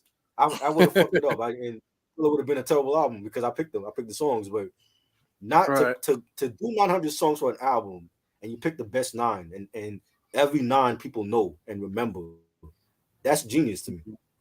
Yeah. You know what I'm saying? Like that's just crazy. You know what I'm saying? And you know that's why it's still the best album of all time to me. Like every song was a hit record. You know what I'm saying? Like Michael became a fucking god with that album. Yeah, Off the Wall is great. I don't know. I still don't understand how people can say Off the Wall is better than Thriller. I'm like, Off the Wall was a great end of the disco era album, but Right. Thriller is the one that made him an icon. It wasn't Off the Right. Wall. You know what I'm saying? Like Thriller changed everything. Like even now, you still got artists trying to copy that album and trying to copy the fashion style that Michael had back in what was that, Uh-huh. 82? You know what I'm saying? Like, nah, that's the best album of all time of any genre.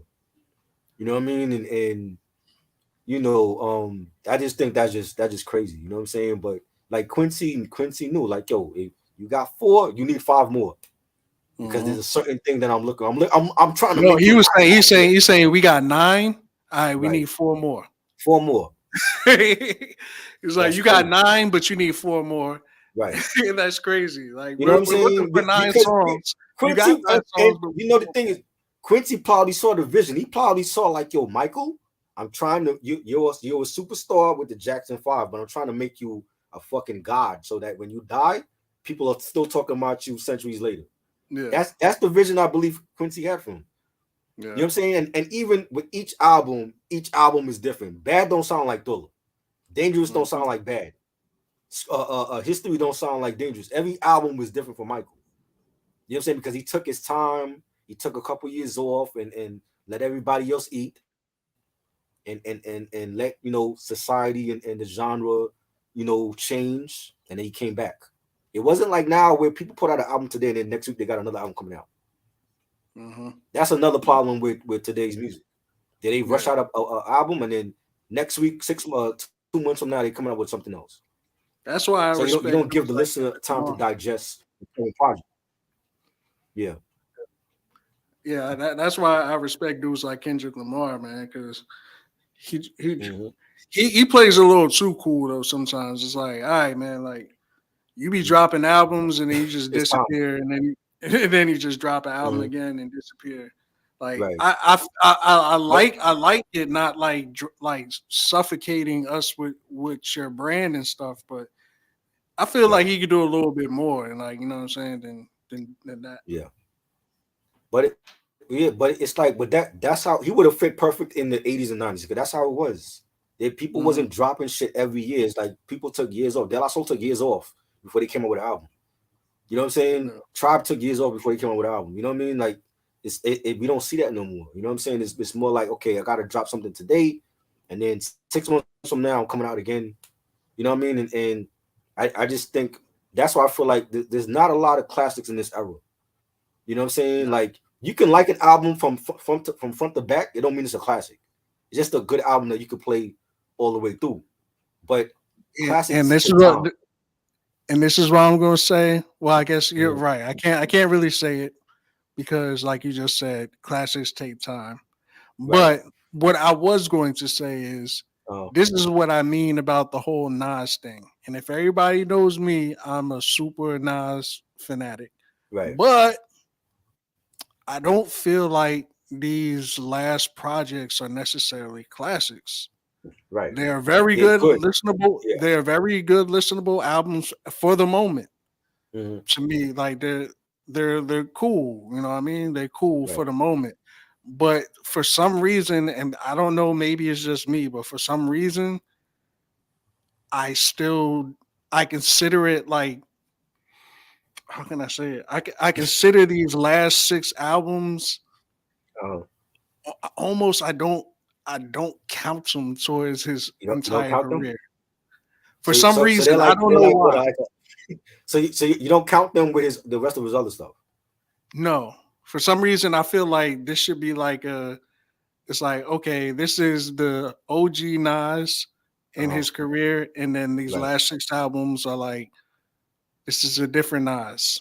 Like, this is a right. different, just a whole different Nas. Like, don't even count it towards his regular career. And Well, it's I not a mean, knock well, saying that these it's albums are bad or anything, but it's just right. like, it's just too different. I don't know.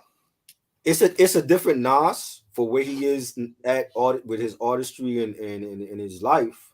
But this is the Nas that we wanted since the 2000s. When he was dropping shit like Hip Hop is Dead and dropping shit like Streets Disciple and Untitled, this is the Nas that people wanted. We wanted this consistency that he never gave us. Yeah. You know what I'm saying? It really took that beef with Jay-Z to wake him up and be like, yo, Jay-Z out here doing it every summer, bro. Where your shit at? Hmm. And I think that beef with Jay-Z woke him up. You know what I'm saying? He dropped Stillmatic, that was a classic. He drops Godson, love that album. You know what I'm saying? That Hmm. really woke him up into coming out more consistently because he wasn't doing. I don't think he cared about doing that. But Yeah. he showed me that you can still drop quality grown hip hop at 50 years old Yeah. with a dope ass producer like Hit Boy. You know what I'm saying? And it don't gotta be classic. Like I said this when we were reviewing albums. It don't have to be classics with his other classics. But he's Hmm. dropping. He's been on a run and it's phenomenal because we haven't seen this. We haven't even seen this with artists in his own decade. LL Cool J's never done that. He's never been Right. consistent like that ever. It's either he had one good album and then a bad album, or a good album and then a mediocre album. He's never had a run Hmm. like Nas has had. No other artist in the '90s had a run like Nas. Nas has been consistent with And both. not only the music that Nas has been Right. putting out, the last 3 years, but Mm-hmm. we can make a whole new video, another video on this, but like Mm-hmm. Nas is responsible for hip hop is 50. Like the whole movement of Yeah. hip hop is 50. That's like Right. Nas. This is Yeah. Nas and his mass appeal. Mm-hmm. They're the ones behind all this. Like, I don't know if you Right. just saw this, but Nas is also creating this thing where he's giving $500,000 to artists that never really got their due during their career. So the first Uh-huh. two artists up is uh Oh, it was what was it? Rakim and Scarface and Rakim. yeah, I did see that. I did see that post. That's like That's dope. he's literally like he's like the owner of almost the owner of hip hop right now. Like if Yeah. the hip hop was if hip hop itself was Mhm. like a business or a Right. company, like he's Mm-hmm. like the owner. He's literally like the owner, the GM of hip hop right now. He's Yeah. taking that position. He's the one who threw on the hip hop is 50 event at the Yankee Stadium. Yeah. Yeah. He's And it was doing great. all this. He's the one that the concrete jungle action Mhm. figures that are Right. out where you see Ghostface. He has his own Yeah. action figure, and you I just see saw that out today. and you see Yeah. Outcast with his own action. Outcast. Yeah. Like this is all Nas doing this Yeah. stuff. Yo. I think this is so fucking dope, yo. That Like, is what we needed. We need yeah, that. And I love it that he is the face to me of hip hop. I love it right. because you know we get all this great stuff and just to be here for 50 years and celebrating this genre, it's great. You know what I'm Hmm. saying? I hope to be here for another 50 years, God willing, and Right. to see that they can make action figures out of Outkast, one of the best, maybe the best rap duo of all time. And to Yeah. do, I just saw the Ghostface action figure today. I just saw somebody post it up. That's coming Hmm. out. You got the wallabies on and everything, blue cream wallabies, and Yep. that's a collector's item right there, man. You know what I'm Yeah. saying? And I, this is what this genre is offered. It's offered us a lot of great things and memories, and this is what it's all about. And to have Nas be at 50 years old and still dropping quality rap, that's great, man. That's Yeah. great. I hope he continues. I still want it. I still want that album with Primo. If we get it, fine. If we don't, he had an epic run with Hit Boy, and this is why this man is the GOAT. You know what I'm saying? Because he literally showed you like yo, and I feel like he it has inspired other artists. Rolling Stones just dropped a new album, Hackney Oh Diamonds, and they're like 90 fucking years old, and they coming out with heat. You know what I'm saying? wow. You got Blink 182 that reunited. They got a new album out. So you got Mm-hmm. other, you got rock bands and other people in other genres reuniting and coming out with new music. And Nas is the one that started that shit. To show people like, yo, you don't have to just perform your classes. You could come out with new music and people will still love you. LL Cool J. Still waiting for that Q-Tip album. You know what I'm saying? Like, I know a lot of people keep saying that, oh, Nas won the battle, but Jay-Z won the war. I'm not so sure Mm-hmm. about that, yo. I think it should be this way, but it might not be this way because people are just dumb. But it Right, should be like Nas should be like right. held more regard, because look what I just said, like the stuff I just mentioned him doing. Mm-hmm. Like he's the Yeah, reason he's giving artists $500,000. Like he's setting yeah, up like unions for hip hop. He's doing this right. celebration hip hop is 50 thing, like Mm-hmm. creating Mm-hmm. action figures, documentaries, all for Yeah, hip hop, not for himself, like yeah. for hip hop. Exactly, He's doing way more exactly. than Jay-Z has ever done for anybody, bro. Yeah, Like he is. Nas, Nas is a goat, bro. Like He he is. is hip I hop, bro. think. Oh yeah, I think people know that, but they won't speak on it. You know what I'm saying? But it's like Jay-Z teaming up with the NFL. That really was to get Colin Kaepernick back in the league. He's still not in the league. Nobody is signed Right. him. He did a couple of practices, but he hasn't gotten signed. Meanwhile, the Giants could throw fucking $100 million at Daniel Jones and he's out for the season. I don't understand that. You know what I'm saying?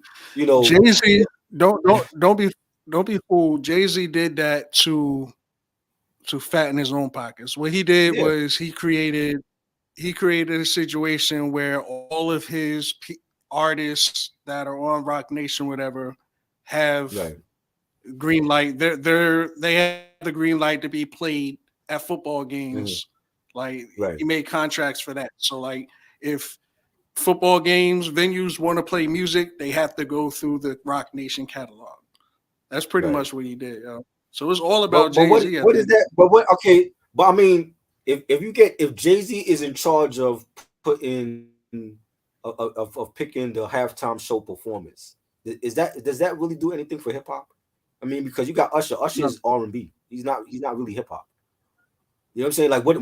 what is that doing for our genre? That's what I don't like. Shit, if you want to do something for our genre, put Kanye West as the halftime Yeah, show next year. You know what I'm saying? Like does like nothing. him picking the halftime performance. That's not doing shit for us. You know what I'm saying? That's mainly for him and the NFL. I'm like, but what is he doing for hip hop like Nas is doing? You know what I'm saying? And I Uh, already said like with these 6 albums that Nas came out with, like Nas already surpassed Jay-Z to me. yeah, You know, yeah. there was a point when Jay was consistent. Those days are long gone. He's not consistent no more when it comes to his music. You know what I'm Nah. saying? And he probably doesn't give a damn about that. But it's like even with him, if you look at his albums after a Black album, like it will hit or miss with me. You know what I'm Hmm. saying? And I feel like American Gangster was like his last classic album. I don't like none of his other albums after that. 444 was cool. It's not a classic to me though. You know, Method Man and Havoc. I've been hearing about that album since the pandemic started. Where's the album? This is the right time for him to drop it because the actor's still on strike right now. He should have been dropped that album. You know. Oh, I'm sorry. I was reading what Power 800 was saying about Scarface. Yeah, it's Scarface and Rakim that's getting the money. Oh, yeah. That's dope. They need a union in hip hop for a lot of these artists that are maybe they're sick or they're down and out on money. They need a union or something for them. Yeah. You know, that's great. But that just goes again. Nas is doing shit the right way. You know what I mean? And salute to him. Facts. You know, yeah, I would like to see that Method Man and Havoc album if they could ever drop it. You Mhm. know. Method Man and But Havoc out. yeah, man, this song is 30 years, bro. 30 years. I can't believe it's 30 years for these two albums, bro. Like that's Yeah. crazy. It seemed like just yesterday they came out. Yeah, time is flying, You bro. know, Like sometimes when I actually think, I'm like, yeah. damn, yo, that was 30 years. That was 20 years ago. Like, damn, yo, Mm-hmm. where's time going, bro? You know what I mean? And like both of these albums are easily in my top 10 all time, man. Like top Mhm. 10, top five, they're that great. You know what I'm saying? Flawless production, the songs, the lyricism, everything about these two albums was great, man. You Yeah. know, I'm not sure if I could put. Can I? you, I know you I want to could put put Midnight Wu. Marauders in top 10? I know I could put the Uh, Wu album. I know I could put right, 36 Chambers in my top 10. I don't know right. about five, but I'm not it's sure if I could put Midnight Marauders in my top 10 at all. it's always when they say top five, it's always hard because it's always going to change because you Yeah. can't fit all of your favorites in five. But for the most part, it mainly would be in my top five. 36 Mm. Chambers. It's always between that and Cuban Link. So one of those albums are going to make it in top five. Damn it, it just got to. Cuban You Links know is what I'm saying? It definitely got in to my make it. top. Yeah. Now top 10 is a little bit more room to add other albums. So Midnight Marauders Mm. definitely would be in my top 10. Mama Said Knock You Out, Doggy Style Chronic, like yeah, like those albums are a must. You know what I'm saying? Mm. Definitely. You know what I mean? But um both of these albums are great. We all have memories for these albums and everybody should have these albums. And if you don't have these albums in your discography, I don't know what to tell you. I don't know what to tell you. Yeah. This is the wrong channel for y'all. If you only got this on some type of format, if it ain't vinyl or cassette or CD, I don't know what to tell you. And this album as well. So I got like multiple copies of these albums, and I just wanted to come on here and just talk about our memories with these albums and like favorite and least favorite tracks and stuff like that. You know what I'm saying? I think I'm gonna do that too. I'm gonna pick like certain albums just to like reminisce over. Not Mm. necessarily review, but just reminisce and remembering when these albums came out, especially for 30 years for both of these albums is crazy. You know what I'm saying? Yeah. Back I always tell people, I'm like, when these albums came out, we didn't even mention classic. Like that wasn't in our vocabulary back then. You know what I'm saying? Right. It was just that if I'm playing these albums every day and I'm liking it, it was just good to me. Like everybody Hmm. else, if they didn't like it, that was on them. But just like in hindsight and this looking back at 30 years, it's like, yo, like these albums are classic, man.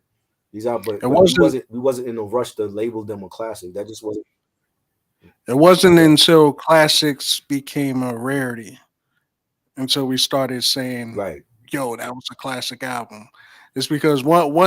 once albums like we weren't getting classics like we used to anymore. Then that's when people started to like Hmm. go back. People started reaching back, like, "Yo, Right. you remember this album back in the day? This shit was fire." Yeah.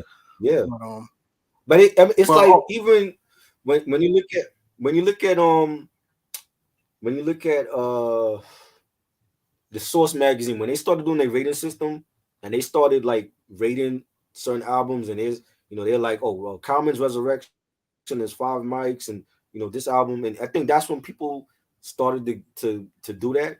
But even then it's mm, like I knew they used to get it wrong. I'm like, how do y'all feel like this album is only 3 mics? I'm like, I feel like this album is a 5 mic classic. So I didn't go by their rating system because I knew they got it wrong for me a lot of the times, mm, and which is why they went back and they started re-rating their albums because they knew that they fucked up. You know what I'm saying? But it was mm, like if I'm playing Midnight Marauders and 36 Chambers every day of my life, I'm like, it's great to me. That's all that mattered. That it was like, and it was yeah, like, my friends would come over, they'd be like, yo, I was just playing that, man. I'm like, we just knew it was great albums. We didn't care about if it was classic to everybody else in the world. It was classic for us. But I think on social media now, when you're having these debates and discussions, then that's when that term really magnifies itself. Like, oh, I feel like this shit is a classic. I don't feel like it's a classic. You know what I'm saying? I've had so many debates with people like, about certain albums, and people feel like I'm like, bro, they wasn't saying this back in '94. about this Redman Right. album? Y'all feel like it's a classic now? 94, nobody was saying that about There's a Dark Side. You know what I'm saying? So I'm like, we've come a long way. It's like where you jump on the internet now when people have the discussion. Well, I think There's a Dark Side is great. I'm like, really? No, I've never heard nobody say that before. Right. You know what I'm saying? And I think that's what it is. But even with that, you can't get caught up in that because it's like we were brought up a certain way, and it's like when I hear a new album now, I don't look to see if it's gonna be a classic at the end of the album. It's like as long as it's good and I could go back to it, cool. If I hear it one time and I'm not going back to it, then it's not gonna be a classic for me. It can't be a What, classic to you if you playing it one time and then you put it to the side. Oh, but that album's a classic, but you ain't even playing it. what's the last classic hip hop album that you've heard? Of this era, Yes. Like the last one that you can say was truly a classic. man. Um, I would say Supreme Blind Toe. I think Supreme Blind Toe was That the was the best one. last. Wow. Yeah, Really? I want to say because like I said, classics There's so don't come many out all the albums that time though. still Classics don't matter. come out all the time. No, no, Supreme Blind Toe, the West Side Gun album, Oh, Blind Cell. Oh, okay, that okay, one. okay. Yes, yes, yes. Because like I said, like classics don't come out every day, and it's it's it, it's not too many times in this era now you're gonna hear me say, "Oh, this album's a classic." It's a good album, I'll say. But Five Hmm. Mic Classic, like when people say, "Oh, I thought Kendrick's last album was classic," so you think so it's on the same tier as Straight Outta Compton and Ready to Die? Because that's what you're saying to me. If you say, "Oh, I think this J. Cole album is a classic," I'm thinking of all the classics. I ain't just thinking of a classic that came out in this album. If there's any, Right. I'm thinking of all the classics from 80s, 90s, 2000s, 2010s, all the classics. So when you sit up there and you say, "Oh, I think this Drake album is a classic," yeah. So you putting up this Drake album to you as a classic with Cuban Link and with Illmatic.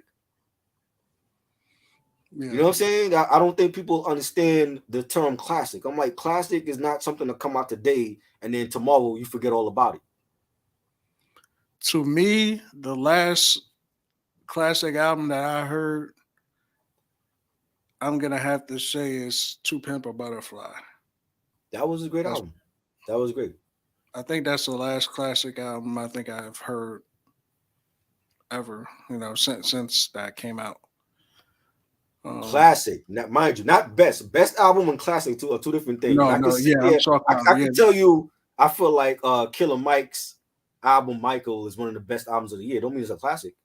Hmm. I just feel like it's one of the best rap albums of the year. But I'm not putting it on that same tier with Doggy Style and Chronic. I Hmm. could sit here and tell you I think Larry Jr. Alchemist, The Great Escape is the best album of the year. It don't mean it's a classic. I mean I feel Right. like it's the best rap album of 2023. You know what I'm Yeah, because saying? Classics actually, ain't made everything. I like uh I like AZ's album that Mm-hmm. dropped a year ago or whatever. No, it I got enjoyed. two. That was Yeah, good. I think that's a really good album, like a really good album. Right. People slept on that album. Also, Right. Lloyd Banks Yeah. albums, his last two albums, really good, Yes. like Yes. really I love good. definitely. Um, but again, Definitely. I can't say they're classics. Maybe not yet. Maybe it's too soon. But yeah, I don't Right. think I'll ever call them a classic. Right. But those are really good It's albums. it's it's gonna take a decade or 15, 10 years. You know Yeah. what I'm saying? It's like, bro, like when Ready to Die came out, September 94, nobody was saying, "Oh my God, this is a classic that Biggie dropped." He wasn't saying that because we didn't think like that back then. We just Hmm. enjoyed the music. We were playing it often. We played it every day. We had people, you would have kids at school talking about what video should Biggie come out with. He should do a video for Unbelievable. No, he should do a video for Give Me the Loot. He should do a video for Me and My Bitch. That's the type of discussions we had about these albums. Okay, nobody was Hmm. talking about classics this and classics that. That's something that's some new shit. You know what I'm saying? Yeah. So when I hear album, I'm not thinking for a classic off the rip. I'm thinking like, yo, is this a good album that I could play? You know what I'm saying? Mhm. Like classic. I'm not gonna even mention classic until 10 or 15 years later down the line if it's still memorable. You know what I'm saying? Right. But the way that these some of these fools great albums now, like, oh my God, this is a classic, and it's only been 30 minutes since it came out. How is it classic already? Yeah. You know what I'm saying? And you ready to debate with me? That's I've been around for 45 years. You ready to debate with me about a classic album? Are you serious? Are you serious? I've heard classics. I've seen classics come out. You know what I'm saying? I'm Mhm. like, no, let's not do that. Don't debate with me about no. Oh, I think this Drake album's a classic. Meanwhile, you're not playing it again after it comes out. Yeah. You know what I'm saying? I'm like, nah, I don't even get into debates like that with people. I'm like, because especially people that's like under 30. Like if you're under 30, don't debate with me. Because you ain't live life long enough to debate with me about an album. You know what I'm saying? And so, some of the older ones, they kind of delusional too. Like they a fucking album from their favorite artist come out is already a 5 mic classic. I'm like, already? Right. Damn. Oh, did you hear KRS-One's new album? Classic. I'm like, come on, man. Exactly. Yeah. No I'm like, disrespect to KRS-One, but come on, man. I It's love over. KRS, but he's not dropping classics no more. Let's be honest about Nah. that. You know what I'm saying? Like his last classic, if you really want to be technical, was the self-titled 95 album. That was his last classic. He ain't Yeah. dropped a classic album since then. Now he might have had some good projects, but nothing that fucks with the BDP stuff and Return of the Boom Bap. Mhm. You know what I'm saying? And I'm gonna be honest on any platform. I'm not sugarcoating shit for these artists. I heard something on Benny said something on Rap Radar about how he don't like critics. He don't want critics criticizing it. I'm like, you live in a social media era now, bro. This is Right. not the 90s. This is not the 80s. People are going to criticize you for anything you put out. That is what it is. So if you don't want that criticism, put out with classic material, and then people ain't got to say Dr. Yeah, Dre album like is whack. I think that was a stupid point he made. Like, yo, if it's Yeah, trash, it's trash. Like, you know what I mean? Like people are gonna talk exactly, about it. If exactly. it's good, and And vice versa. If it's some of good, it's our good. some of our beloved legends, even from the 80s, were dropping garbage. Like Craig G is a great MC. His albums were not good. Mm-hmm. Okay, I've heard his albums; they were not good. MC Shan, great lyricist. His albums were not good. Right. We got to be honest about that. You know what I'm saying? Right. I don't care if I met them yesterday. I'm still gonna feel the same way about the albums like I did before I met them. Yeah, Okay, Benny so talking about yeah, just like enjoy the that's what it music. is. Like how Yeah, you gonna tell people to enjoy the music if it's not good? exactly, exactly. Like I Making heard the sense. West Side album. It wasn't great. It's a good 10 songs that I like out of 21. That is not a good album. That is not by any means. Like 21 tracks and it's only like 10 listenable tracks. That's not no good album at all. And to me, I You know what feel I'm like saying? you're That's just what very it is. generous. I love Griselda. They've put out phenomenal albums, but that West Side Gun album is not a great album. I don't care what West Mm. Side say. He could say whatever. He could think it's a 5 mic classic. It's not for me. You know what I'm Yeah, saying? Like, yeah, you had some joints. The trap shit is not his lane. Leave the trap shit to Little Uzi Vert and all these other drill and trap mhm, artists. That's not his lane. First of all, he's not a strong lyricist to begin with, number one. That's Benny and Conway. They can rap over mhm, trap beats, so they've done it already. But I don't want to hear Westside do drill and trap shit. That's not his thing. mhm. You know what I'm saying? And that album, I wouldn't even get that album. You should have shortened it to 10 tracks. Just scrap the other 21, the other 11 tracks. It's not good. You know what I'm Yeah, saying? when That's just y'all what did it the is. He had a review, bad album. yeah, Every artist is gonna have a bad album. That was his bad album. You know what I yeah, mean? yeah, that shit was ass. For real, man. But But all yeah, right, that's man. we got to be honest as especially the content creators. We got to be honest about when we do these reviews, being honest with these artists. I'm not kissing nobody's ass just to for them to be a guest on the show. It ain't happening. Not now, not Facts. ever. You know what I'm saying? So yeah, I love Westside Gun, but his album was trash. That is what it is. So, but thank you for being here, Kyvace. Before you leave, plug what you got going on. Yo, it's your boy Kyvace, man. I'm a music producer. I'm a film director. I'm an artist. I do a lot, man. I'm a Renaissance man, pretty Yeah. much. But yeah, I got a lot of things going on. Just follow me on social medias, specifically on Instagram, which is Kyvace, KYVACE .official, and that's at Instagram. Holla at me. Appreciate you. Thank Appreciate you you, again. Try, man. This is a dope conversation. Yeah, no doubt. I anytime you available, you're welcome to be on here, bro. You the homie. You know what I'm saying? Thank you for everybody Thank that came through, Power and Sam, the usual people. I got a documentary review coming next week, so stay tuned for that on here. You know, and yeah, we'll go live again. 'Cause I know my homie hit me up. He wanted to go live as well, so I'm gonna do another live next week with him. And you know, you. if Okay. you're available, you're welcome to join us too, man. Bet. I'm You in. know what I mean? I'm in there. Everybody watching this, subscribe, like, comment, share. Let me know what's your favorite songs from 36 Chambers, favorite songs from Midnight Marauders, where you ranking it on your top 5 or top 10 all time.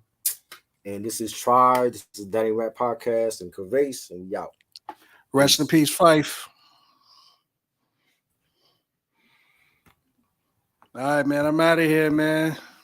About to take it home. Yes. All right, bro. Peace. All right. Salute.